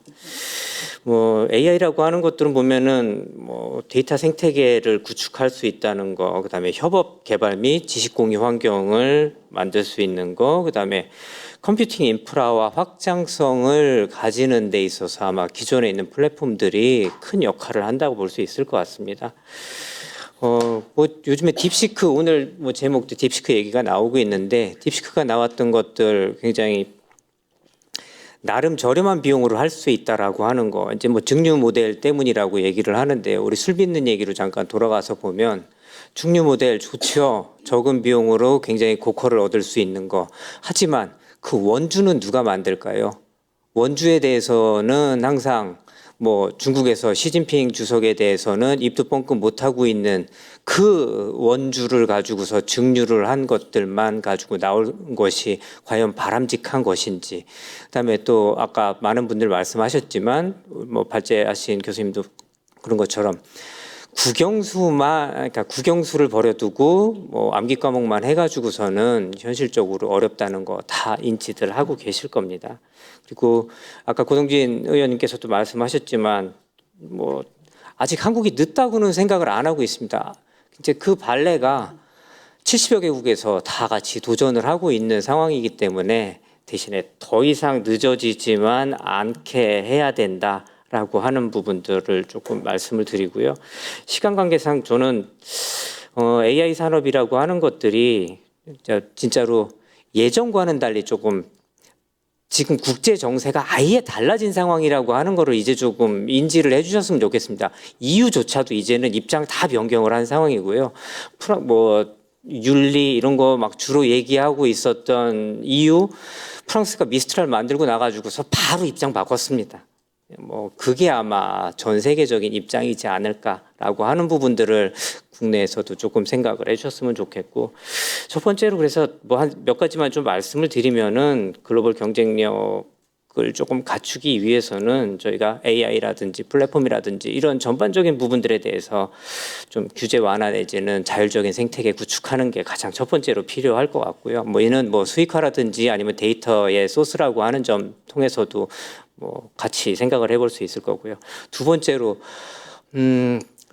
뭐 정부에서 나서 주신다고 하니까 너무 감사드리는데, 반복해서 말씀드리지만 정부의 어떤 지원이라든지 협력 체계를 강화하는 것들이 꼭 좀 필요하지 않을까. 70여 개국에서 전체 경쟁을 하고 있는 그 상황이라고 하는 점들. 그다음에 요거는 뭐 가능할 수 있을지 모르겠습니다만 민관 협력 플랫폼이라고 하는 거를 조금 조성을 해서 정부뿐만이 아니라 민간 기업들도 그 자리에 좀 같이 들어가 가지고서 할 수 있는 것들. 예전에 뭐 아까도 우리 강영구 교수님 말씀하셨지만 삼성을 비롯한 대기업들 투자를 할 때 민간이 같이 뛰었다는 걸로 알고 있습니다. 예, 그런 모델을 가지고서 지금을 접근해야 될 시기가 아닌가. 예, 아마도 뭐 70년대, 80년대에 뭐 극단적으로 치달았던 그 시기로 지금 다시 오고 있다고 보고 있기 때문에 그런 시각들, 그다음에 그런 방향들에 대한 고려도 좀 해주십사 말씀드리면서 맺도록 하겠습니다. 감사합니다. 네, 토론 감사합니다. 저희 12시가 되면 그 마차가 호박으로 바뀌는 일이 벌어질 수 있기 때문에 그 전에 끝내도록 하겠습니다. 마지막으로 실무 담당을 하고 계시는 과기정통부의 공진호 과장님 말씀 들어보겠습니다. 네, 과기정통부에서 인공지능 정책 담당하고 있는 공진호 과장입니다. 일부에서는 이런 말씀들을 하십니다. 우리가 시장 규모도 작고 뭐 인프라도 부족한데 뭐 미국, 중국이랑 게임이 되겠어라고 말씀들을 하시는데, 저는 단도직입적으로 할 수 있고 충분히 할 수 있는 역량이 있다고 생각을 합니다. 우리나라가 전 세계에서 뭐 3위권 그룹 정도로 평가를 되고 있고요. 이제 미국, 중국에 이어서는 영국, 싱가포르, 프랑스 정도 국가들과는 나란히 경쟁을 하고 있는 상태고, 뭐 특허 AI 생성형 AI 특허 수라든지 뭐 독자 모델 보유 수라든지 이런 부분에서 3위권을 달리고 있기 때문에 충분히 가능하다고 보고 있고, 특히나 90년대 후반에 그 어려운 경제 위기 시절에서도 과감히 투자해서 초고속 정보통신망 깔고 세계 1위 이제 ICT 인프라 강국이 되었듯이 그런 경험과 그런 유산들을 축적해놨기 때문에 충분히 가능하다고 보고 있습니다. 그래서 저희도 정부 차원에서 적극적으로 지원을 할 예정이고, 주요 핵심적으로는 가장 중요한 인프라 GPU를 내년 상반기까지 18,000장 신속하게 확보를 해서 기업들이 쓸 수 있도록 할 예정이고요. 그리고 독자 모델 최정예 팀 지원하는 국가대표급 지원하는 이제 월드베스트 LLM이라는 프로젝트 통해서 최정예 팀에게 인재, GPU 자원 등등을 좀 몰아서 지원을 할 예정입니다. 그리고 핵심 인재 측면에서도 저희가 미국 뉴욕대라든지 여러 이제 유수의 대학들, 기관들과 협력을 해서 같이 키워나갈 예정이라는 말씀을 드리고요. 마지막으로 이제 규제 부분에서 우려들이 많으신 걸로 알고 있습니다. 이제 AI 기본법이 국회에서 오랜 논의 과정을 통해서 작년 말에 지정이 되었고, 저희가 지금 하위 법령 이제 작업을 하고 있습니다. 뭐 소위 악마는 디테일에 있다는 말씀처럼 이제 하위 법령에서 좀 규제 부분이 많이 담기는 거 아니냐라는 우려들을 현장에서 많이 하고 계신 거 잘 알고 있는데요. 저희가 입법 취지에 맞게 뭐 규제보다는 지능에 초점을 맞춰서 중복되는 규제 없이, 그리고 불필요한 규제 없이 좀 적극적으로 이제 법령을 정비해서 준비하겠다는 말씀을 드리고, 그 과정에서 산업계 여러분들 충분히 의견 들어서 이제 악마는 디테일에 있는 게 아니고 디테일에는 천사가 담길 수 있도록 그렇게 준비하겠습니다. 감사합니다. 네, 고맙습니다. 실무 과장님께서 그렇게 말씀하시니 좀 든든한데요. 혹시 발표자 분들 두 분께서 마지막으로 간단히 말씀하실 게 있으면 30초 정도만 드릴게요. 한 말씀만 하시고 저희 마무리하도록 하겠습니다. 이제 경제학자 입장에서 이제 정부가 역할을 해야 되는데 정부가 이제 보조금을 줄 때 아웃풋에 주느냐 인풋에 주느냐 두 가지가 들어요. 경제학자들이 제일 싫어하는 게 인풋에 보조금을 주는 겁니다. 왜냐하면 그건 리소스 엘로케이션을 악화시키는 거거든요. 최적화가 안 되기 때문입니다. 그래서 아웃풋에 보조금을 주는 비즈니스 모델에 보조금을 주고 이제 앱스토어 같은 경우는 이제 시장을 만들고 클라우드도 네트워크가 그러니까 그런 부분은 괜찮아요. 시장 실패 영역이니까 시장이 잘 디자인되지 않으면 경쟁이 오히려 파괴적일 수 있거든요. 괜찮다고 생각합니다. 그래서 GPU도 좋고 그런데 좀 더 우리가 정부 정책은 아웃풋 위주로 되는 게 좀 더 맞지 않을까 하는 약간의 의견을 씁니다. 감사합니다. 예. 저희 서울대학교 정치외교학부에서 학생들한테 가르치는 과목 중에 한국 외교사라고 있거든요. 한국 외교사가 이제 19세기 중후반에 그 서양의 문물이 들어왔을 때 이제 우리가 어떤 식으로 개항하고 뭐 이랬던 것들에 대한 얘기를 하면서 거기에서 우리의 국제 정치의 교훈을 찾자 뭐 이런 겁니다. 그래서 그때 그래도 우리 선조들이 좀 제대로 못한 거가 뭐 20세기 전반에 우리 어떤 비극적인 역사로 이어진 게 아니냐. 그런 걸 되풀이하지 않기 위해서 21세기 우리 살아가는 우리는 더 잘하자 뭐 이런 내용인데 최근에 AI에 대한 얘기를 학생들하고 하면서 우리가 지금 우리 선조들보다 더 낫게 잘하고 있다라고 자신할 수 있나? 라는 그런 생각이 좀 약간 들어요. 근데 지금 AI로 대변되어지는 변화는 약간 좀 문명사적 변화는 비슷한 것 같거든요. 그러니까 19세기에 우리 선조들이 더 큰 충격을 받았겠죠. 완전히 그냥 깜깜한 세상에 살다가 불이 들어오는 뭐 이런 식의 과학기술 문명에 충격을 받았으니까. 근데 우리는 좀 아는 것 같긴 한데 그래도 곰곰이 따져보면은 그때 있었던 스토리랑 비교해봤을 때 비슷한 잘못들이 계속 이렇게 반복되고 있는 상황이 들어서 일단은 시대가 어떻게 변하는지를 좀 제대로 잘 읽는 게 중요하다. 네, 아까 뭐 그러면서 됐던 것 같고 그러기 위해서는 힘을 기르고 또 우리만 잘한다고 되는 게 아니잖아요. 다른 국가들 사이에서 이렇게 펼쳐나가는 국가의 전략이 필요하다. 네. 감사합니다. 이 끝까지 자리를 지켜주신 김성애 의원님 그리고 배현진 의원님 너무 감사드리고요. 혹시 뭐 코멘트 하실 게 있으시면은 한 말씀 부탁드려도 될까요? 아까 시작 전에 김성애 의원님이 센스 있게 한마디밖에 인사를 안 하셨는데 그래도 클로징을 좀 부탁드리겠습니다. 제가 뭐 아는 게 없어서 드릴 말씀 없고 저는 AI가 국력이고 무력이라고 생각하거든요. 이게 실제로 뭐 비즈니스 모델 얘기를 많이 했지만 결국은 이 나라 생존과 관련된 무력을 맡게 될 분야라서 우리가 지금 페이스북이 25만 장 투자하고 있을 때 18,000장 투자하는 것이 발표되는 상황은 어떻게든 벗어나야 된다는 절박함을 가지고 임했으면 좋겠다라는 생각을 했습니다. 감사합니다. 역시 짧게 인사하셨습니다. 오늘 교수님들께 너무 감사드립니다. 저 사실 얘기 들으면서 너무 바빴어요. 모르는 내용들이 저도 많아서 계속 검색을 하면서 옆에 계신 고 의원님께도 문자로 막 질문도 하고 굉장히 지금 바쁘게 들었는데 그중에 말씀 주신 게 그 저희가 정책 입법을 참 잘해야 된다라는 여러 가지 방향성을 설정해 주신 거에 대해서 놓치지 않고 여기 김성애 의원님도 계시지만 여야가 잘 협심해서 국회에서 만들어 나가도록 노력하겠습니다. 오늘 진심으로 감사드립니다. 네, 감사합니다. 그 AI가 이제 불러온 쇼크, 우리도 법 제도적인 어떤 기반의 쇼크에 버금가는 혁신이 필요하다고 생각하고요. 그 과정에서 국회나 또 정부에서 또 기업들의 말씀 많이 들어주시고 또 저희도 이론적으로 많이 서포트할 게 있으면 또 열심히 노력하도록 하겠습니다. 네, 이상으로 오늘 정책 토론회를 마치도록 하겠습니다. 다들 끝까지 참여해 주셔서 감사합니다. 네, 이상으로 토론회 마치도록 하겠습니다. 오늘 토론회 영상은 스타트업 얼라이언스 유튜브 채널에 업로드될 예정이고요. 자료집은 스타트업 얼라이언스 홈페이지에서 지금 바로 다운로드 받으실 수 있습니다. 감사합니다.